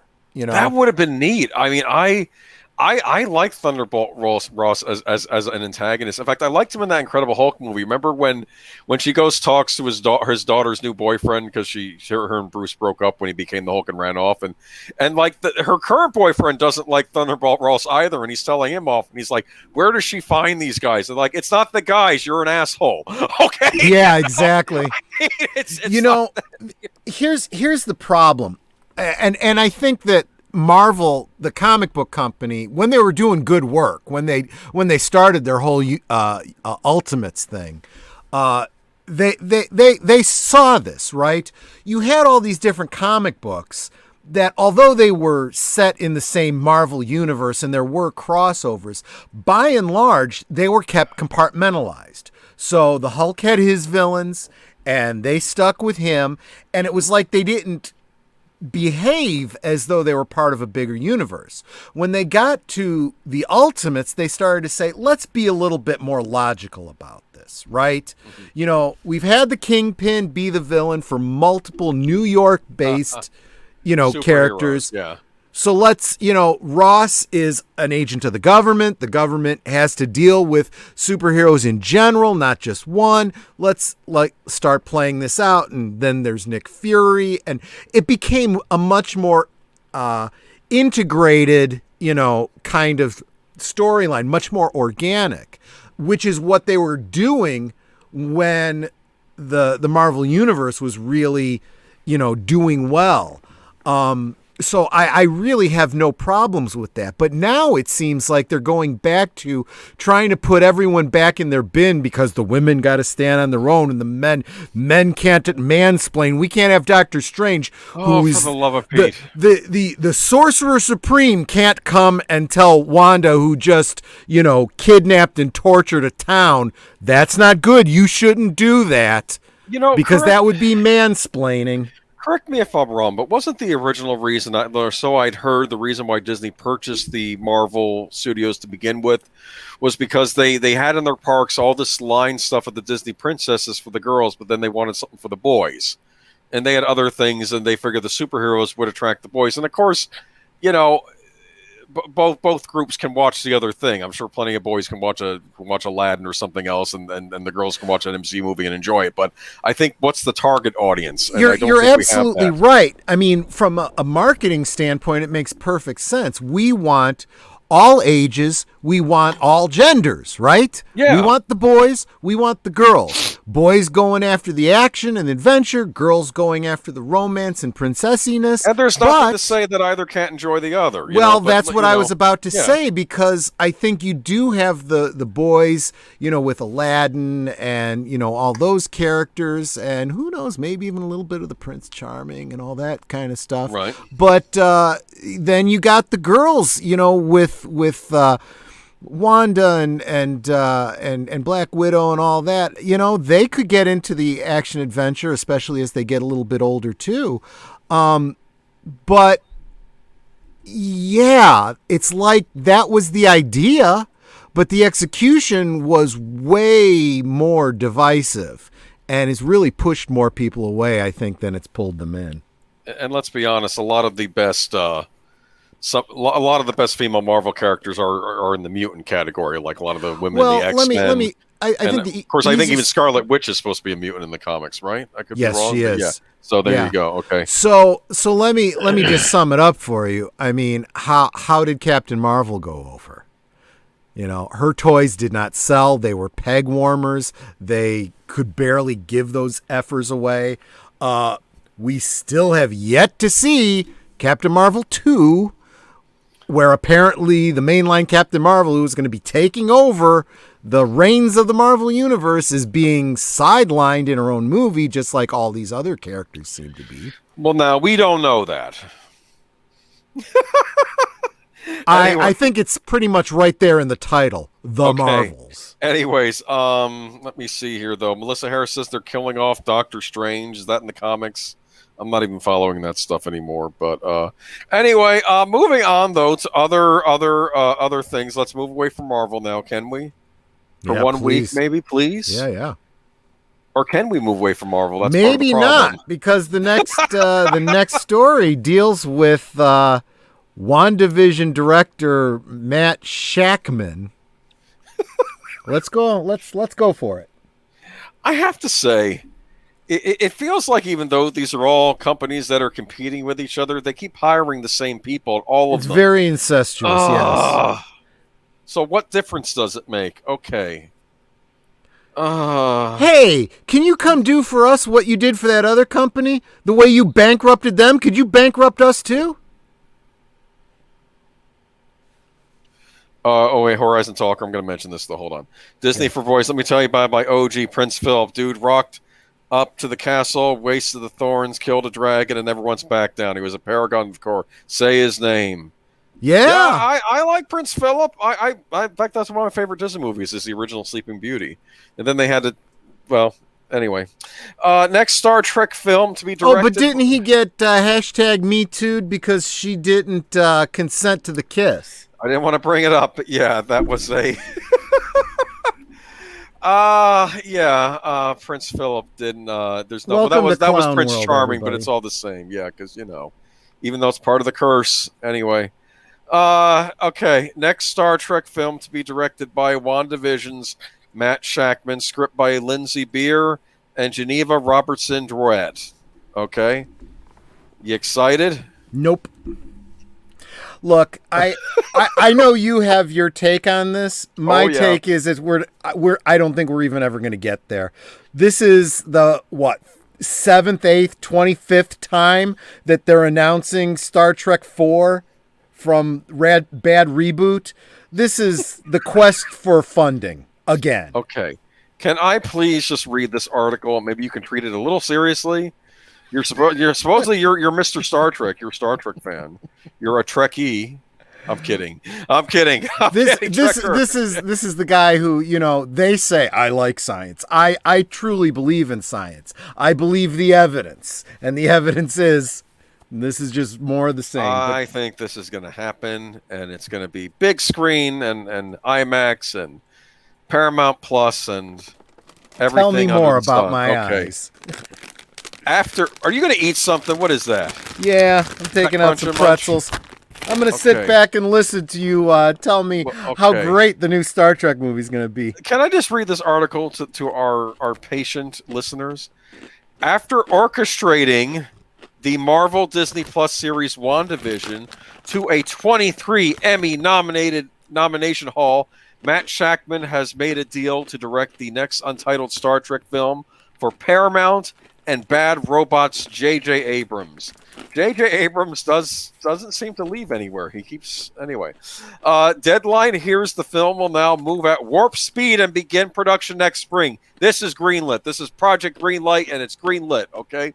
They have a script by Lindsay Beer and Geneva Robertson Drouet. This is significant in that it is the first Star Trek film to be written by female screenwriters, plural. No sharing the spotlight with any man, okay? Recent attempts at scripting Trek films were done by The Revenant's Mark L. Smith for Quentin Tarantino and another by Noah Hawley. Why they didn't go with The Revenant's Mark L. Smith for Quentin Tarantino is beyond me, but that's not... I'm sure this will be even better, okay? Shackman came out of theater and remains the artistic director of the Geffen Playhouse in Los Angeles. And before WandaVision, he was an EP and director of The Great and helmed episodes of It's Always Sunny in Philadelphia, Fargo, and Game of Thrones. Okay. After the visionary job on WandaVision, Shackman's now an A-list film director who chose Star Trek over several other offers. This is a coup for Paramount's Motion Picture Group studio chairman Emma Watts, who pushed hard to land Shackman. He is rep by UTA Artists First and Todd Rubenstein from Morris Yorn. Beer is ICM Partners, and Robertson Durrett is WME and Management 360. Okay. I'll say this. Always Sunny in Philadelphia, Fargo, Game of Thrones, they had their moments. I don't know about WandaVision. I thought no one liked that show. Well, wait a minute. Did you say Game of Thrones? Well, the ending, but I mean... people, there were good seasons of Game I'll of tell Thrones. you something. I think that if I wanted to put out my curriculum vitae and try to convince people I was a good writer, I would not want Game of Thrones on that list. Oh, no, because of how it ended, yes. Anyway. But anyways, let's move on, though. But they keep bringing up these female writers, and I decided to, tell me about Lindsay Beer and Geneva Robertson. Okay, well, apparently she's written a bunch of episodes for a show called The Magic Order TV series. I guess it's in pre-production, though it's listed as being in 2019. She wrote the movie Sierra Burgess is a Loser. Who? I don't know. It's a movie. It's an indie movie. Might be good. And then a lot of the stuff is all stuff in pre-production. The new Teenage Mutant Ninja Turtles movie. She wrote an earlier screenplay version of that. The Silver Sable movie that I believe was canceled. The Short Circuit reboot we were talking about with the So she's done a bunch of stuff that hasn't come out yet, is what you're saying. Okay, that's what it looks like, except for that indie movie. Okay, so what are we thinking? Maybe hopeful? Fingers crossed, huh? I've heard nothing to make me hopeful. Okay, First, so I still don't see this getting the funding. They're looking for funding. Okay. That is not going to come. Okay. This is Bad Reboot trying to hold on to their license for Star Trek is what it is. But every indication is that it's not going to work, and they're going to lose their license, and Star Trek's going to move on without them. We'll see. So you also have two writers who... No, I haven't told the other writer yet. Oh, yeah, go ahead. Tell me about Geneva. Okay. Well, she's worked on stuff announced for Artemis and Gotham City Sirens. Gotham City Sirens was put on hold. I think it was going to be a spinoff from Birds of Prey, but that didn't end up happening. The Silver Sable movie, which I think is in the works, right? That's the Sony Marvel movie. And she worked on that Tomb Raider movie that came out in 2018. Did you see that one? She helped write the screenplay. Wasn't that good? And plus, I think it was based on the game that was written by Rhianna Pratchett, Terry Pratchett's daughter. So I don't know how much of that was taken from the game or whatever. But she did help co-write another screenplay for a famous movie. Do you want to know what it is? Please. Captain Marvel. There you go. There you go. Captain Marvel, come on. So we've got two writers that all of their credits are either stuff that hasn't come out yet that you can't see, or stuff that nobody gives a flying fig about. Either hasn't seen or didn't like. So their only selling point is that they don't have dicks. That's the only thing that they can say about these two people. Well, maybe this will be the thing that lands them. Oh, Star Trek: The Search for Funding. Very funny, Netter. Okay. Exactly. That's exactly right. Nope, she's spot on with that. No, this, and let's face it, this is going to be a fourth movie in a series that has done poorly, that has made no money. Okay? It really hasn't. Even if the movies made any kind of bank, they made zero in marketing, which is what they were after. It's a loser. If you're a businessman, you go, this is a loser. I'm not putting money into it. Let's move on.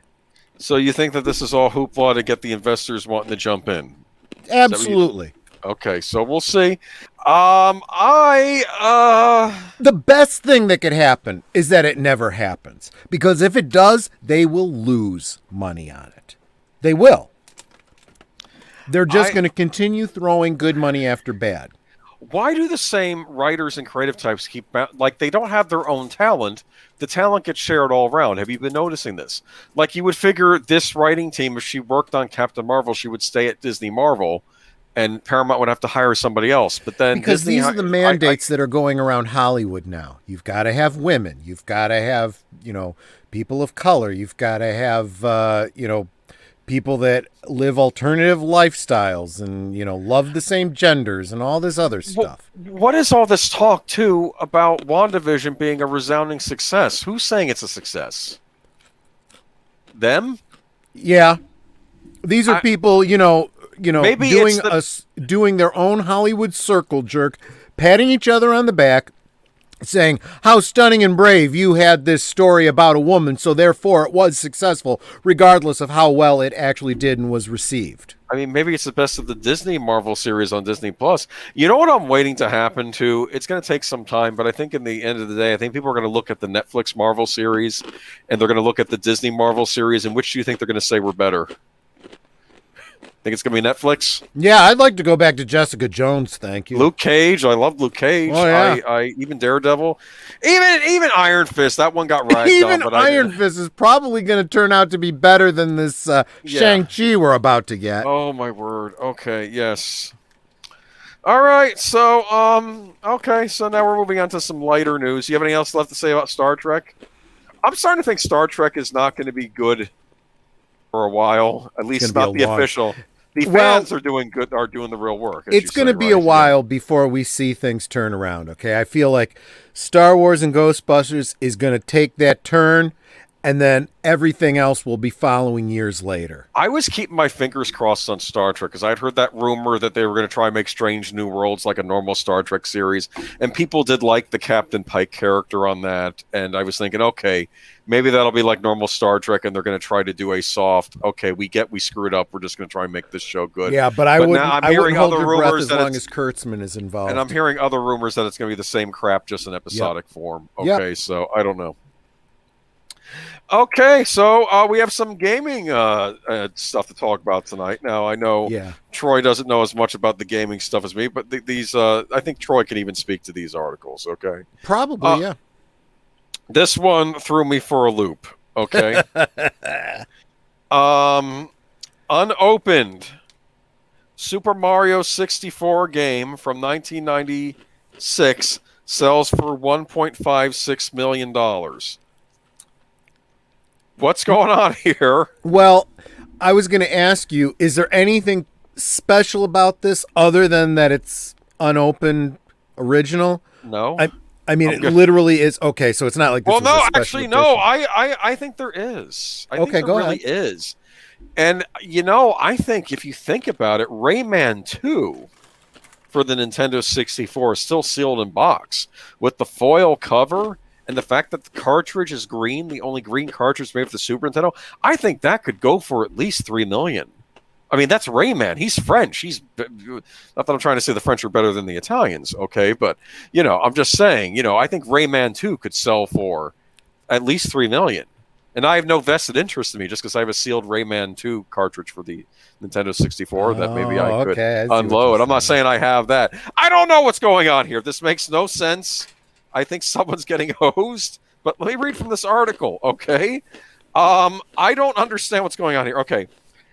Dallas, an unopened copy of Nintendo Super Mario 64 has sold at auction for $1.556 million. Okay. Yeah. The Heritage Auctions in Dallas said that the 1996 game sold Sunday, breaking its previous record price for the sale of a single video game. A spokesman did not immediately respond to an inquiry about who purchased the game. I'd like to know that. Is Why? this like Because you have $2 million sitting around. You might want to go buy it from them. no? Is this Jeff Bezos and he has like he's a Nintendo 64 fanatic and wants to open up a fresh cartridge? I don't know. I don't know who's buying this stuff. Super Mario 64 was the best-selling game on the Nintendo 64 and the first to feature the Mario character in 3D, the auction house said in a statement. The sale follows an unopened copy of The Legend of Zelda selling auction Friday for $870,000. Valerie McLakey, Heritage video game specialist, said the auction house was shocked to see a game sell for more than 1 million 2 days after the Zelda game broke its PAX record. I need to contact these people. Okay, I'm Yeah. sorry. I'm going to be good. In April, the auction house sold an unopened copy of Nintendo's Super Mario Brothers that was bought in 1986 and forgotten in a desk drawer for about $660,000. Well, bet you're feeling a little cheated. $660,000. Wait another year, you could have gotten it for like $600 million. Come on, I mean, Well, this is where I step in and say, you're right. I don't know anything about this market. I don't know anything about Okay. these games, but I do understand collecting and value. Okay. They say that the only reason something has value is because somebody's willing to pay for it. So somebody clearly was willing to spend $1.56 million for this Super Mario game. I don't understand it. Sounds like you don't fully understand it. It doesn't matter. This person had the disposable income and cared enough about this thing to go out and get it. So that tells me there's a market in it. Now, do I know that this person loves the game so much and that's why he's doing this? Or is he a speculator who thinks he's going to sell it for $2 million in a couple of years? I don't know, but that is how these sorts of collectibles work. You could argue, De Beers, has a line on diamonds and they artificially inflate them and that's why they're so valuable. Okay, fine. But there's still people willing to pay that for diamonds for whatever reason. Because what good are diamonds? Diamonds look pretty on your neck and on your fingers, but people are spending lots and lots of money for the little shinies. That's, this is a video game. It's a bunch of pixels on a screen, but somebody cares enough about that. They get enough enjoyment out of it. I'm certainly not going to, say nay to somebody who wants to spend their money the way they want to. I think that's the whole answer. That's it went for that much because somebody was willing to pay for it. I heard a guy who bought it lost the instructions for his original game and needed to get this to finally play. Oh, that'd be funny. Yeah, I lost the Super Mario 64 instructions. I have to pay the 1.5 million to get the instructions for the game. As opposed to just going online and downloading the instructions They for have free. PDFs of all this stuff online. You can buy instructions off eBay. In fact, I learned a trick when I was buying the NES games. If you wanted to buy a complete NES game with instructions, it was a lot more money than buying it without the instructions. Then you could buy the instructions for cheaper than that. So I would buy them separately rather than together. You know, okay. I feel like we've kind of reversed roles on this particular topic. What do you because mean? I'm the one who's always telling you, all these games that you love that you got to get the cartridges of, you could just download emulators and probably play them for next to nothing or for free. And you're like, no, it's got to be the cartridge because I got to use my controller and the this and the that. Yeah, and the well, no, whatever. but that's it. That really is important using the original controllers. Okay, well, so then you should be able to understand somebody else, wanting to. He doesn't want a secondhand Mario 64 where it's all corroded and he can't make it. He wants a brand new.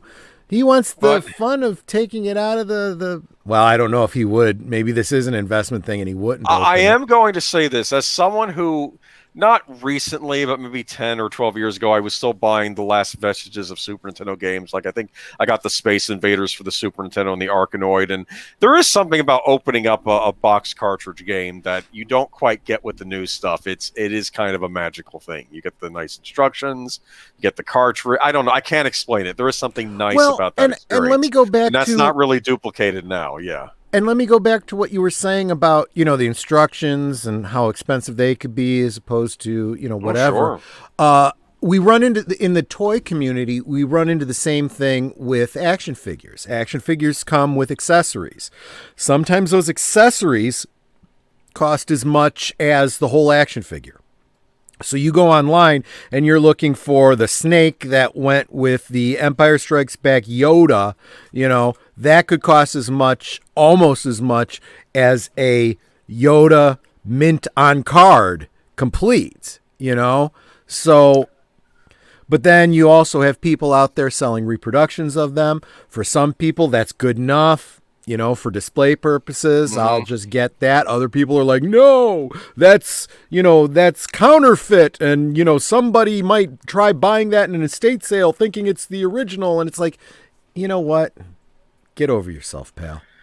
Oh, you know what's funny? You know what I do with some of the NES games? The insides are the originals, but sometimes I had to buy replacement shells and new stickers for the shells because the ones I got were in such crappy condition. Those are counterfeit. Somebody might think those are original. Well, you know what? I don't plan on selling them, and when I do, I will be honest about what I am selling. Okay. No, but the purists will say, but someday you're going to die, and your heirs might. Not my problem. Not my problem. That's why you have authenticators like at this auction house to authenticate if something is real. Okay. That's what they do. and that's what most reasonable collectors say. They're like, look, there's ways that you can tell what's original and what isn't. And to be honest, most of the people that make these reproductions, just like you're talking about, they're not doing it to defraud anyone. They're doing it because they're not going to spend $1.56 million for a cartridge. They just want to be able to play the damn game, So yeah, they'll do it themselves and they'll put the sticker on it and the stuff and whatever. Oh, look at Horizon Talker, huh? Unopened GameCube games are about $75 to $100 on eBay. It's about what they cost when they came out if you factor in inflation. But I am going to say something, Horizon Talker. Those games are on mini DVDs. They're basically disc games. At that point, Nintendo had finally decided we can't do the cartridge thing anymore. They didn't go with normal DVDs, so they go with mini DVDs for that console.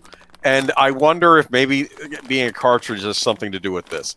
As far as GameCube games, though, I don't know what would be new that you could buy at an affordable price, because those GameCube games disappeared when the Wii came out, because the Wii was backwards compatible, and the Wii had kind of a iffy library, so I think a lot of people went out and bought the GameCube games to play on the Wii, and I think that's why they're harder to find than most other systems. This might be a little bit out of my wheelhouse, too, but I'm going to speculate that the difference between optical discs like CD-ROM and cartridges, a big part of that is the cost to make.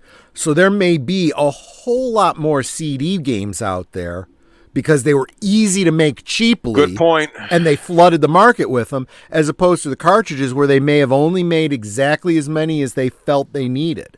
Most GameCube games came out at 50, and they would go down to $20 at some point. You could get yourself a nice library for very little money. You could go to Toys R Us would have the buy two get one free sale. You get three $20 games for $40. You could do the Circuit City buy 2 for $30 sale. They'd have every other month. They'd And have I like a can 2 for tell 30 you sale. exactly. I made bank on a lot of these games back in the day. I got a lot of games for little money. I can say specifically from a supply and demand side, look at that. When something is cheap to make, okay, all you got to do is put it out on the disc, and the discs are pennies a piece. You can sell them based on the desire for the game and how popular that game is for a high price, say $50, okay? But then after the initial sales go and it's no longer selling because, the people that had to have it right now have already paid their $50, you have to bring the price down. And if you can do it, if you can drop it to $25, $20, but you're still making 200% profit over how much it costs to put the damn thing out, you're going to do it. And you're just going to keep putting them out as long as people are willing to pay for it. Interesting.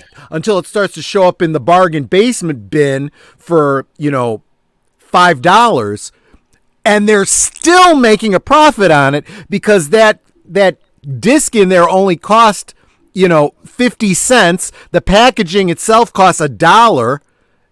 So they're still making $3 profit on the thing. Yeah, I'm wondering if cartridges, what I would do, Horizon Talk or anyone else interested in this, this could all be speculative. People could be getting hosed on the investment. So I'm not telling anyone here to run out and buy these things up because you may end up making bank and you may end up losing money. Okay. I don't know. Okay. I am going to say this though. I do wonder if this is a cartridge thing only. Have we seen any PlayStation 1 games that were on CD-ROM selling for $1 million? I mean, I don't know. This strikes me as odd. I am going to say this, though. I do have some cartridge games on that are still sealed. I have a Super Street Fighter 2 for Super Nintendo. When it comes to collecting, this is the other thing that I'm going to say to temper all of this. Just remember, we've had big runs on things like Beanie Babies and Cabbage Patch Dolls. And no, I'm serious. No, I believe you. People get into this zeitgeist of this is the big investment thing, and make the money while you can, sure. But just remember, never invest more than you're willing to lose.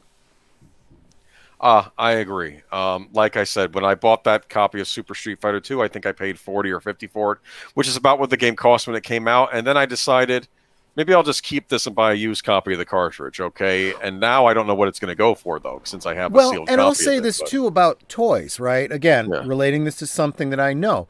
When I buy an action figure, when I buy a play set or whatever, sometimes, especially on the bigger ones, especially like the HasLabs, right? We'll buy 2, okay, on speculation. And I'll spend the extra $300 for the Razor Crest because, someone else might want to buy it later on at a little bit of a profit to me, right?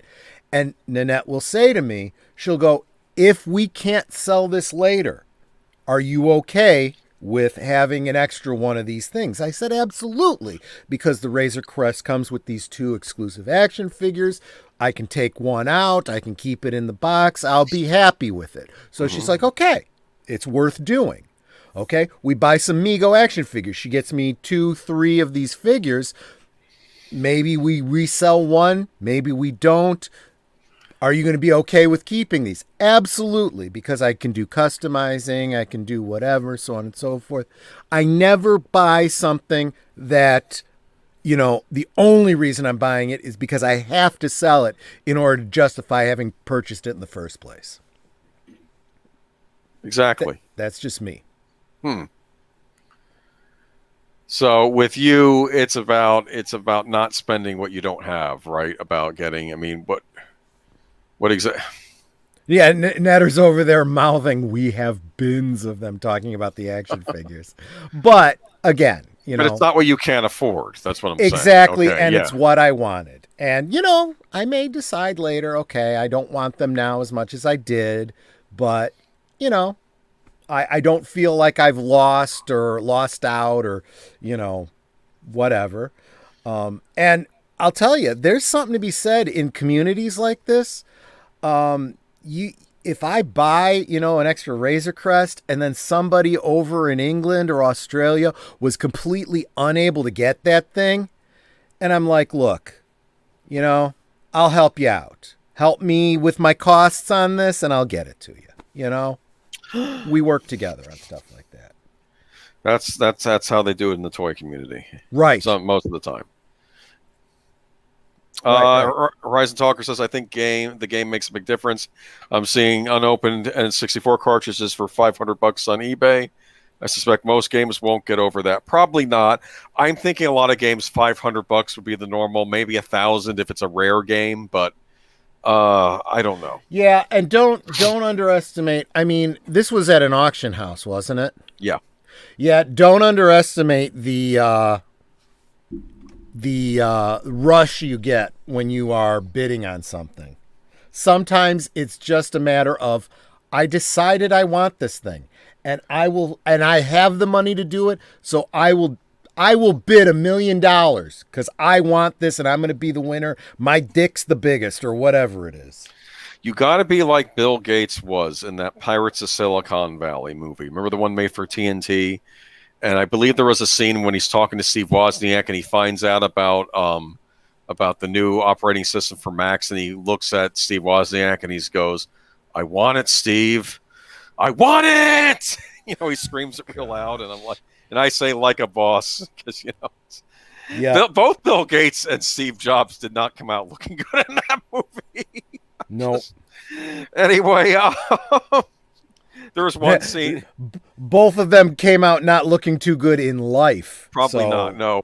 There was a scene in that movie where Steve Jobs is interviewing this guy, and he has his feet. He's being disrespectful to the interviewee, and he has his feet like he's sitting there with his feet on the table. And I remember my dad said, "If I had been in that room with him, I would have taken his legs and knocked him flat on his ass." Yeah.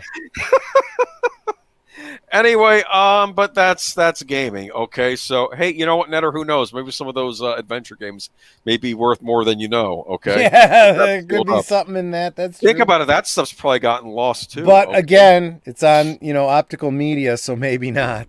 Well, I'm going to say this though. Think about optical media. If it still works, that could end up being something that could preserve something. Because I'm thinking a lot of the PC games. I mean, these cartridges get saved in some form or another, but the PC games, yeah, I bet those are dying out. So you may have something right there, even if it's just for helping somebody preserve them.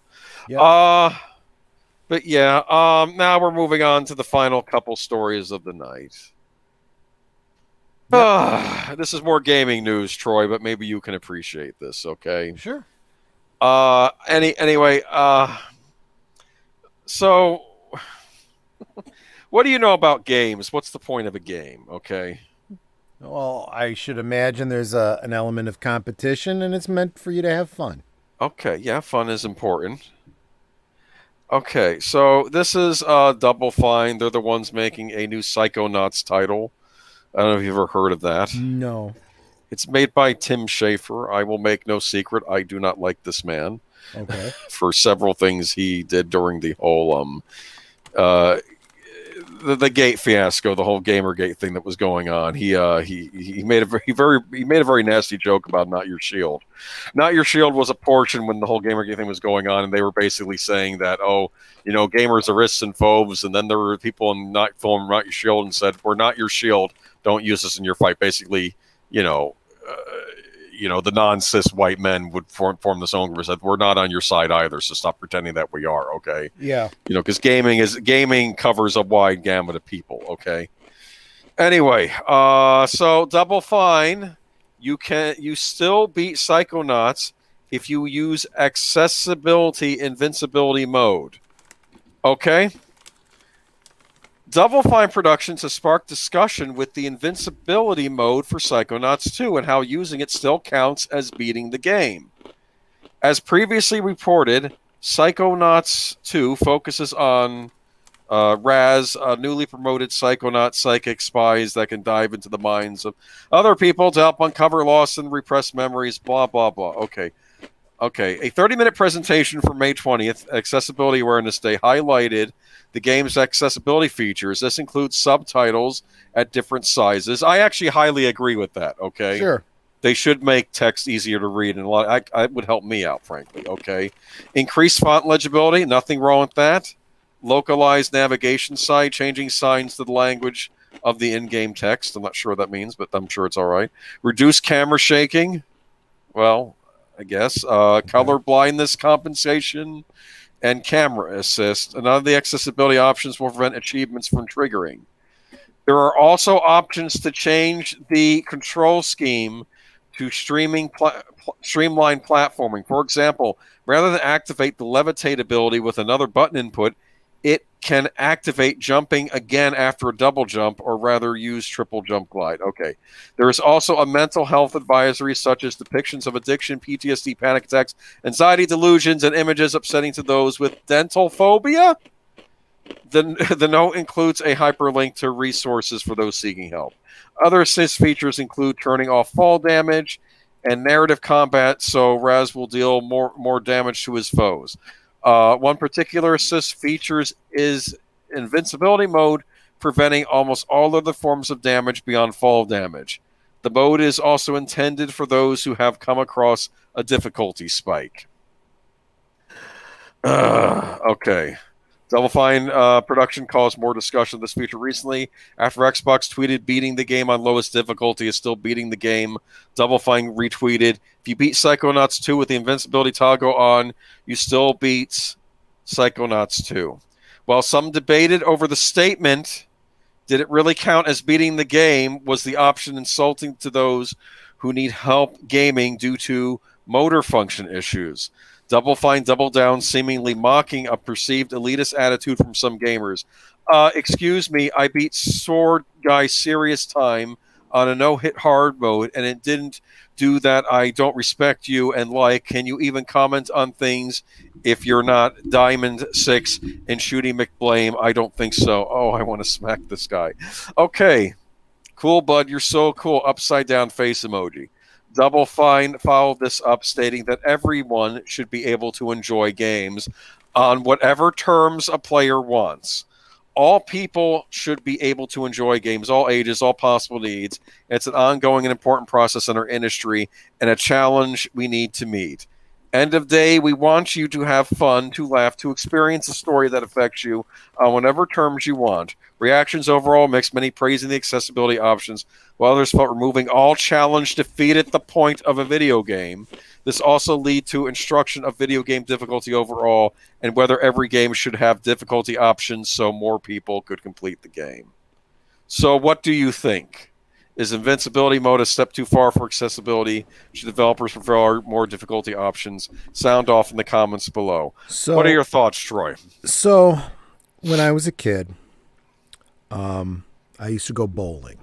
Yeah. And bowling, for those of you that, only know video games, is a game where you roll a big, heavy ball down a long aisle that's got gutters on either side. And if you go off one side or the other, you don't hit the pins. The idea is to hit as many pins as you can. And when you're a little kid, it's very, very difficult. So sometimes what they would do is they would put these long things into the gutters so that the ball never went into the gutters. The gutters were removed from the game. Now, there was still a level of competition there because you would definitely hit at least one pin at the end of the aisle. But that doesn't mean you were necessarily going to always knock them all down. But it was a significantly different, significantly easier, child-friendly version of an adult game. And as I got older, that wasn't so much fun anymore. Because usually I, wouldn't even be touching those bumpers because I was good enough to keep it in the aisle. But then there were times where I was trying to get that wide curve, but I couldn't because, the barrier was in the way, and it kind of stifles your game. So it's time to grow up. It's time to take the the training wheels off. But what I am going to say is there is value to training wheels, okay? I don't think that having an invisibility mode for a game in and of itself is a problem, because it does make it accessible to, I don't know, children, younger people, people that just aren't as skilled, even older people that just don't get these newfangled, computer games or whatever. Okay, fine. Sometimes you just want to get the story. You don't care about, beating the boss or whatever. You just want to get to the next part of the story, and that's where you derive your fun from. And I don't think anybody should dictate to you what is fun and what isn't. Having that option is worthwhile. If you're going to start getting into semantics about whether or not you've actually beaten the game if you played it on invincible mode, well, what's your definition of beating? Okay. I played the game. I had a good time. I got to the end of it and I saw how it ended. Case closed. I'm done. I didn't do it as well as you did. That's fine. Consider yourself superior to me then. Whatever. Yeah, I think that a company weighing into this the way they are, probably not too very smart.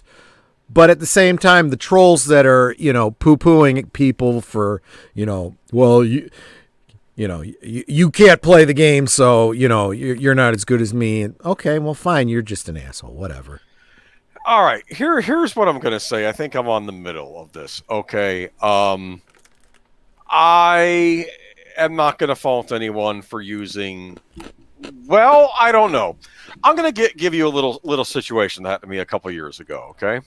I got this game for the Nintendo 3DS. It was called New Super Mario Brothers 2, okay? Mm-hmm. And, I like video games. I'm not necessarily the best game player out there, okay?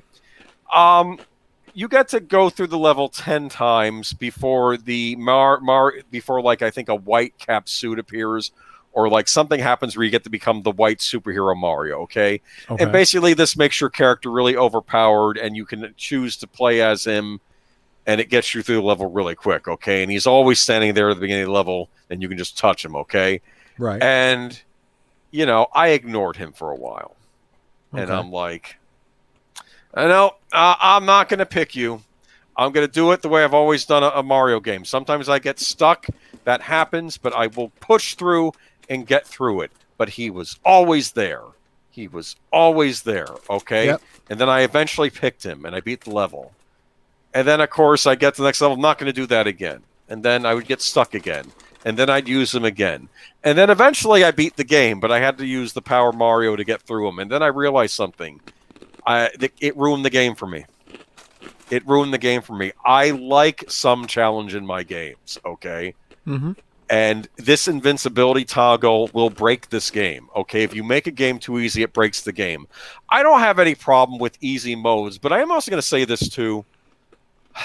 Not to overuse the expression, I want to be kind here, okay? Let me read to you about difficulty modes in old games. Remember the old game Doom? Remember Doom? Sure. Mm-hmm. Difficulty modes. Skill level 1 is I'm too young to die. Skill level 2 is hey, not too rough. Skill level 3 is hurt me plenty. You better be sure I always pick hurt me plenty, because picking those other two made me embarrassed, okay? Come on, I need a little bit of challenge, okay? I'm not an expert at Doom. I'm not going to beat it on the hardest difficulty, maybe not right now. But I think there is something to be said for failing, too. It's okay to fail when you're playing a game. It's okay to get killed. That's the point. You start over and you do it again. Sometimes you have to learn failure. Failure is how you learn to get good. Learn to get good, as they say on the internet. Go back to your Mario with the white suit, okay? Who chose the white suit? What do you mean? Who chose to use the superpower mode? I did. Yes, you did. Yes, because it was there. It shouldn't have been there for me. You're saying that it's the company's fault for putting it there. Yes. Not you for choosing. Just as this invincibility mode is in there, because you know what's going to happen. You're going to eventually use it, okay? You're going to try not to, but you're going to use it. That temptation will be there, okay? That's kind of like saying an alcoholic can't choose not to buy alcohol therefore, these companies should not be making alcohol because. Okay, I am going to tell you something that Nintendo did that fixed this problem later on. You know what that is? What's that? They would create an easy character you could choose from the beginning. For instance, in Donkey Kong Country Tropical Freeze, you can pick Funky Kong that has a board that will protect him from getting hit by spikes and all these other things. And that's the easy character. In New Super Mario Brothers Wii U, you could pick Toadette, and she was the easy, or at least the one for the Switch. You could pick Toadette, she's the easy character. So as long as you don't pick that character, that temptation ain't there. I don't like it being in the game. Okay? I'm just saying I happen to like choice. I like choice. I want more. I want more choices. No. Okay, so you get to dictate what everyone else's game experience I has don't care if they have because Aged Boomer. I don't care if in the beginning of the game they have like a beginner mode and you pick the beginner mode. I do not like something popping up while I'm playing the game on the normal mode and it lets me adjust it as I'm playing. That's what bothers me, okay? Okay? Because people are going to get tempted to use it, okay? Oh, heaven forbid people should be tempted to do something. Yeah, exactly. Like open up another tab and look at something else while you're supposed to be watching the Aged Boomer show. What? Just saying. I don't. There's temptations. That's what life is. That's called freedom. Okay. You don't like freedom. You want everything to be exactly your way. You want to dictate. I want games to have rules and you follow rules. Okay, this throws rules out the window when you can toggle difficulty on the fly. Okay? That's my belief. When you can make your character invincible and then make a mod I'm not really clear switch. why it matters that I can do it in the middle of the game or I could do it at the beginning of the game. I just No, I don't like it. It's the same thing. It's still throwing the rules out. There's no rules. Anyway, but even beyond that, it's then the question comes up as, did you beat the game? Did I beat New Super Mario Brothers 2? No, I did not. Okay? I cheated. Okay? I admit it. Okay? You cheated based on the rules you have in your own mind. The game that I played was a different game, and it wasn't cheating. Anyways, okay, so you're okay. Okay, so I have a question. Someone uses the invincibility mode in Psychonauts 2 or any other game and cheats. Do they beat the game? Can we say they beat the game? Yeah, I suppose so. Okay. All right. Well, this brings us to the other part of this article as to why this is always being championed by the games journalists. Okay. Mm-hmm. All right. This is from a Kotaku article. Feel free to not go to this site. I'm not a fan of theirs. And anyway, but here's the issue. Okay. I'll read a little bit from it, but I'm not going to read the whole thing. All right. You're disagreeing with me. You need to agree with everything I say. I lay the rules here.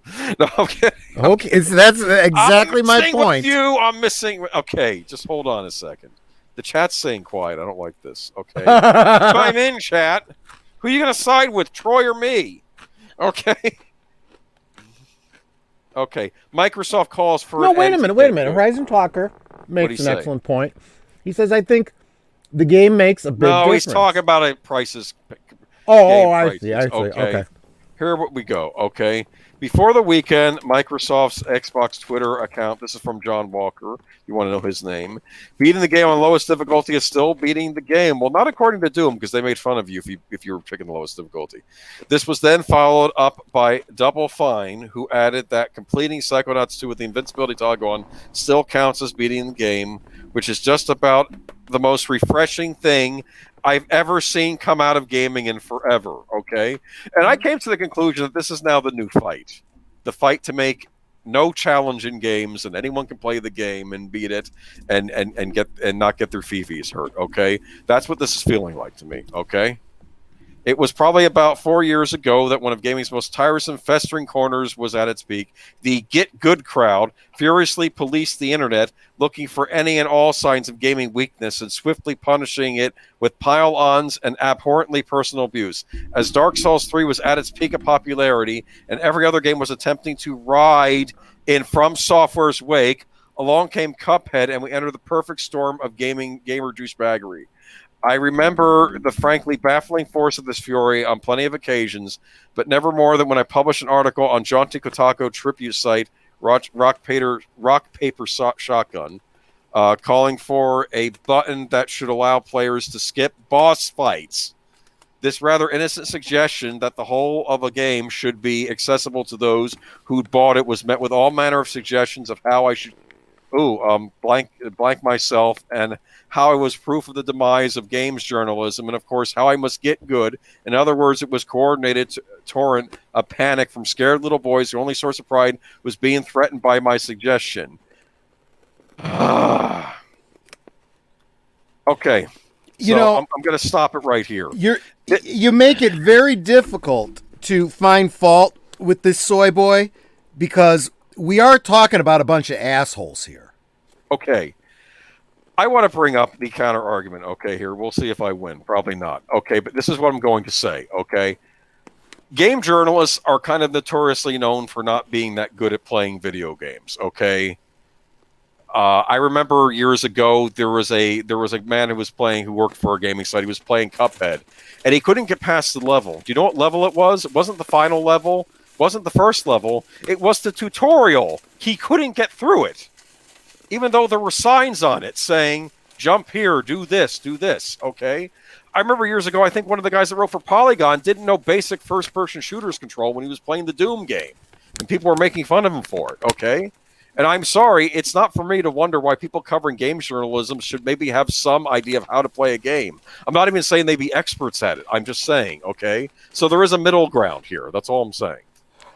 You are making a different argument, though. You are talking about game journalists. Yeah, now I'm making a different argument, yes. So you do make a good point. There does have to be a certain basic minimum. You know, it's kind of like those who can do, those who can't teach, and those who really can't write about it. Exactly. I mean, you know, and so there is something to be said for that. So I'm going to say that for your average gamer, if you spend your money on the game and you want to play it in invincible mode and you want to get all the way through it and say, okay, I beat the game, I'm happy.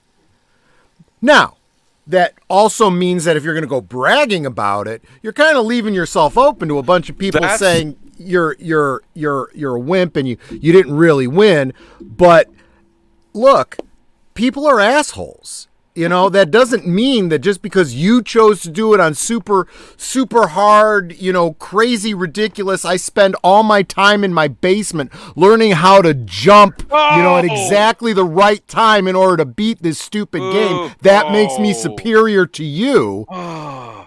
I'm sorry. Did I trigger you, Boomer? You know something. Let me. There are we are talking about the extremes here, and the reasonable reality is that most people don't give a flying F what other people think. So you don't think I won the game because I played it on invincible mode? I don't give a crap what you think. You know, but at the same time, you should not give a crap that I chose to play it on invincible mode. But you're right. There is a little bit of a difference. Well, if you're going to be a game journalist. I don't think go bragging you beat the game, okay, when you used invincibility to beat it, okay? Well, that's true. I don't even talk about the games that I play until you bring it up in the good old days. I will say this. In the good old days, when I would play Bonk's Adventure on the TurboGrafx 16, they had a beginner mode. I played beginner mode to start out with, and it was fine. And I get to the end of the third level in beginner mode. It says, you did great. Now play the regular mode to beat the game or to get to the full end. And I was like, okay, that's fine. I don't care about people wanting to learn and get good at something before they go to the next level. That's not what I'm against, okay? I don't like this idea of toggling difficulty just like flicking a button while you're in the middle of playing a game, okay? So are you against the people that played the kind of games we were talking about before and they can't figure out how to solve a particular puzzle, so they went and looked up online or in a cheat book how to get past that puzzle? Well, now we're heading into a weird area here, okay? Because it's like, how often do you do it? Do you do it all the time? And then are you really doing anything? It's like this. You make a perfect point here. It's like, if you get one hint, is that okay? If you get 10 hints, is that okay? If you get 20 hints, well, my question is, who are you asking? Yeah. My question is, who are you asking? Because if you're asking me, yeah, It's fine with me because I'm the one that chose to do it. If it's not okay with you, that's a damn shame. I don't care what you think. Anyway, my point is this: I thought for sure you'd be more on my side, thinking that this is like. Well, I'm a little bit more on your side when it comes to this journalist guy. That's mainly that's why they're picking this fight, because I don't know that there is outcry in the community about this. Now, I'll admit, if someone's trolling someone for beating something in regular media or even playing easy mode, leave them alone if they're having fun. Because really, but, Boomer, yeah. I think this is exactly what you were saying. Yeah. I'm not out there, boasting that I beat the game, right? To even put myself in the situation to have people saying, well, you did it on cheat mode, But that's kind of what this journalist is doing. He's talking about, being a game journalist and not being able to really play. He wants to say he beat the game, even though by changing the definition of what beating the game is. I would think as a game journalist, I don't think you actually even have to beat a game to write about it, but you ought to be able to play it in, if there's easy, medium, and hard mode, at least do a level or two in each one so that you can say, yeah, that hard mode, a lot harder than the other two. Or something, Some of them can't play it. I mean, this comes into the argument how some modern games are turning into walking simulators, okay? And I'm just done with it. I like a little bit of challenge. That's why the latest Doom game was so refreshing, because it's just you're shooting things and things are shooting at you, and that's what... Anyway, many people see games as an experience to enjoy, and that's fine, but some games are competitions, and I've always enjoyed competing with game developers to overcome their obstacles. Yeah, and I am going to say this. I am going to say one of the neat things about games I had growing up, and I don't want this experience to get lost on kids, because I was a kid when I was playing these games. I think video games teach you how to fail, okay? Actually, this is... Auditor Dread brings up an interesting take on it. It's almost the opposite point. He says... I get annoyed when playing Uncharted or Last of Us on a high difficulty, and once you've died a few times, the game would ask you to play a lower difficulty. Yeah, and I think that was my issue with New Super Mario Brothers Wii. It's not that the option was even there like in a menu system where I go click on it. It's that it was staring me on the actual playing field. And it's almost like the game itself is insulting. It's pushing you. It's pushing you into doing it. And you're like, I'm not going to do it. I'm not going to do it. Okay, I'm here if you need me. I'm not going to do it. And that's what it felt like. And to be fair, I think Nintendo cleaned up its act a little bit and then said, okay, we'll just make it an option at the beginning of the game. If you want to switch to that character at any point, you can, but we're not going to have it right there on the playing field for you to see. Okay. And I don't think I'm speaking out of turn when I've said that there are games where you get to a level that you just can't get past, and you're like, well, I have two choices. Either I cheat, or I never play this fucker again. Because I'm not having fun anymore. And going back to what we were originally talking about, what is a game? One of the criteria of the game is to have fun. And if you're no longer having fun, then it's not a game anymore. It's not fun. A good point. Okay, I understand your point. And one thing I will say in defense of Nintendo and a lot of other companies is they have in games what I call moderate difficulty, like a game that's just difficult enough but not impossible. Do you understand? Yeah. And then there are other games like Dark Souls 3 where I'm sorry, you check your faint heart at the door. Okay, these are games intentionally made to be hard and for the hardcore. And don't go complaining that there's no easy mode. This was a big thing. They were complaining there was no easy mode. And that's not what this game series is all about. This game is purposely meant to be hard. There are plenty of other RPGs you can play that have moderate to low difficulty. But this is supposed to be hard. And they were complaining about that. So, now, I don't know. Maybe we're finally coming to the center on this. We'll see. In fairness, there are plenty games where I just would not enjoy playing them. And I just want the story mode. So I just watch other people play them on YouTube. Well, that's fine too. I think it's this thing. I think it's this shaming people for trying to achieve at games. I think that's what this is, because you're not good at playing them, and I think that's what's annoying me about all this. Okay. Yeah. There's nothing wrong with having a challenge. There's nothing wrong with speed running. I don't do it myself, but let's just agree that you shouldn't be shaming anyone for anything. Okay, I don't care which side of it you're on. Fine. Don't shame someone for trying to do well because that's what they enjoy doing, and don't be a fucking elitist and shame somebody for playing it on God mode because they're having fun. Okay, I'll say let people this. enjoy what they enjoy and fuck off. I'll say this: I'll never be elitist in that manner because I kind of suck at games, despite the fact that I played them for so. I've beaten some. In fact, one of my big moments was beating Castlevania 3: Dracula's Curse, which even the angry video game couldn't beat. Of course, I did use the Tengai Go to do it, and now you're going to say you didn't beat it. I have watched some videos of people playing games, trying to get, I don't know, a perfect score on a game or the perfect time on a game or whatever. And you see the joy that they get when it finally happens, you know. There is something. And I would never fault someone for that. I would not want to do it myself, but I certainly would not fault someone else for it. There is something to say, especially when you beat a game that was challenging you and you finally beat it, getting to that, and you do get a kind of feeling of satisfaction. Yeah. And it's like a job well done sort of thing. And I just don't want to take that away, especially from kids, because who says kids can't enjoy a good challenge? But again, I'm not necessarily against the easy difficult. We can all just keep being. I will say one other thing about this whole get good concept. Mm-hmm. These fuckers need to learn how to spell. That's all I'm going to say. Learn how to spell before you start telling people to get good. Well, it's like the whole thing where it says pwned, you know, that whole thing, PWNED. That was because someone misspelled owned, and that became a used thing. That became, I guess, what do they call it, a meme? I'm an old-timer. Before we end, though, can I give you the Heretic skill levels from the game Heretic? Okay. Skill level 1, thou needeth a wet nurse. 2, yellow bellies are us. 3, bring them oneth. 4, thou art a smite meister. And 5, black plague possesses thee. Okay, that's kind of funny because that was a medieval, a fantasy version of Doom. Anyway, point is we can all have fun. But well, and that's stop the other complaining thing too. About games being. If I'm going to play that game, and I'm going to play, what was the easiest mode one again? Thou needeth a wet nurse. That's funny. Okay, it if is. I'm going to get fucking triggered by that, then I probably shouldn't be playing this game to begin with. Okay.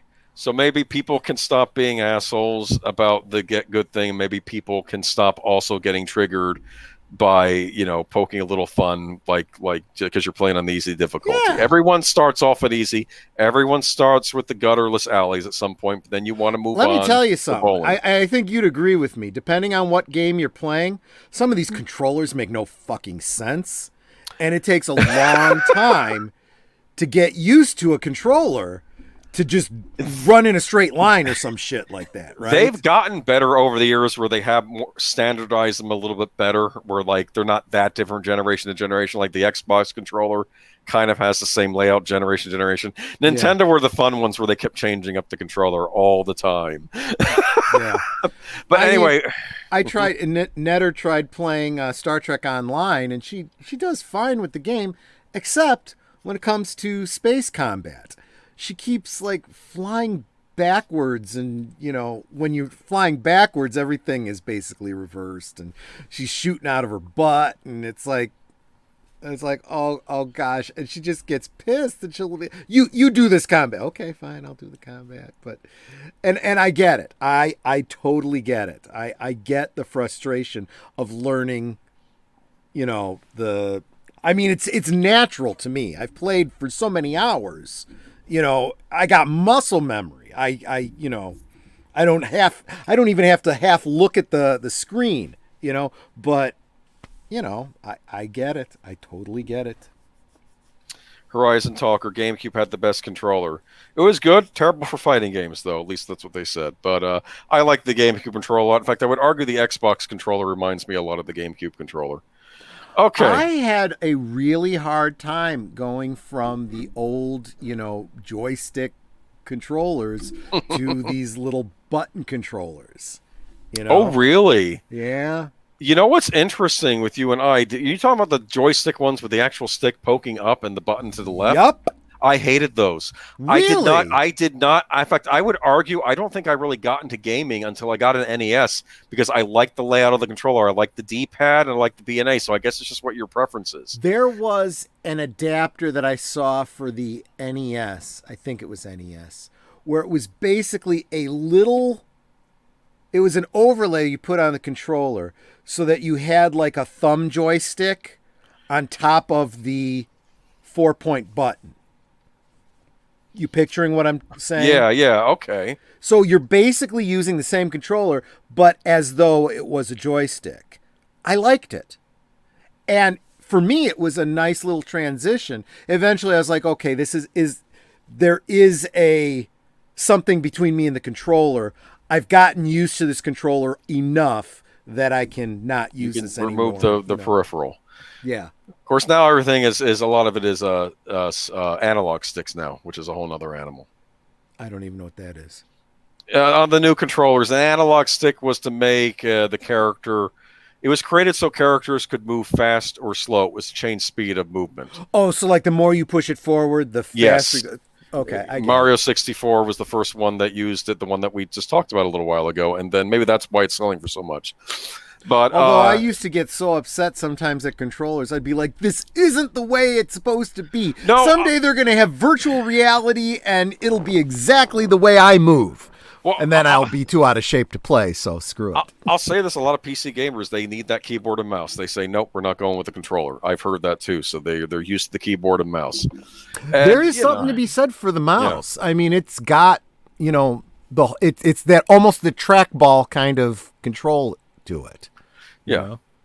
But getting back to what you were saying about bowling, I did bowl with my friends a couple of years ago, and when you first start out bowling, and I hadn't bowled in years, and I stunk at the first game, terrible. Sure. Second game, I got better. Third game, I was hitting strikes pretty regularly. You can get better Oh, yeah. in an evening, even in the evening. And sometimes it's just about having the patience to learn how to play something. Not everyone learns at the same rate. It may take you longer. Like, for instance, with pool, I needed someone to properly show me how to play, and then it finally clicked, and then I got it. Yeah. But whenever I play pool, people show me, I didn't know what the heck to do with that. It's just about taking the time. I wish they would do this in gym class where they would actually teach you how to play the sport. Well, and it's also that's what sometimes dads are for. I don't know. sometimes it's just as simple as, are you both playing the same game? Yeah. I mean, if everybody was playing with those bumpers, and the rule was, I don't know, you have to roll between your legs, facing backwards. I think everybody would have a pretty level playing field. It would be, equally challenging to everybody, Cool. So if everybody's playing on the same difficulty level, that's fine. But when you're playing by yourself, doesn't matter to anybody else what level you're playing at. Fair enough. Okay, I think we've come back to something. Okay. Yeah. All right. Well, I think we've demonstrated reached that an understanding. reasonable people can come to a reasonable understanding. Fine. There just aren't enough reasonable people in this world anymore. Yes. I suppose so.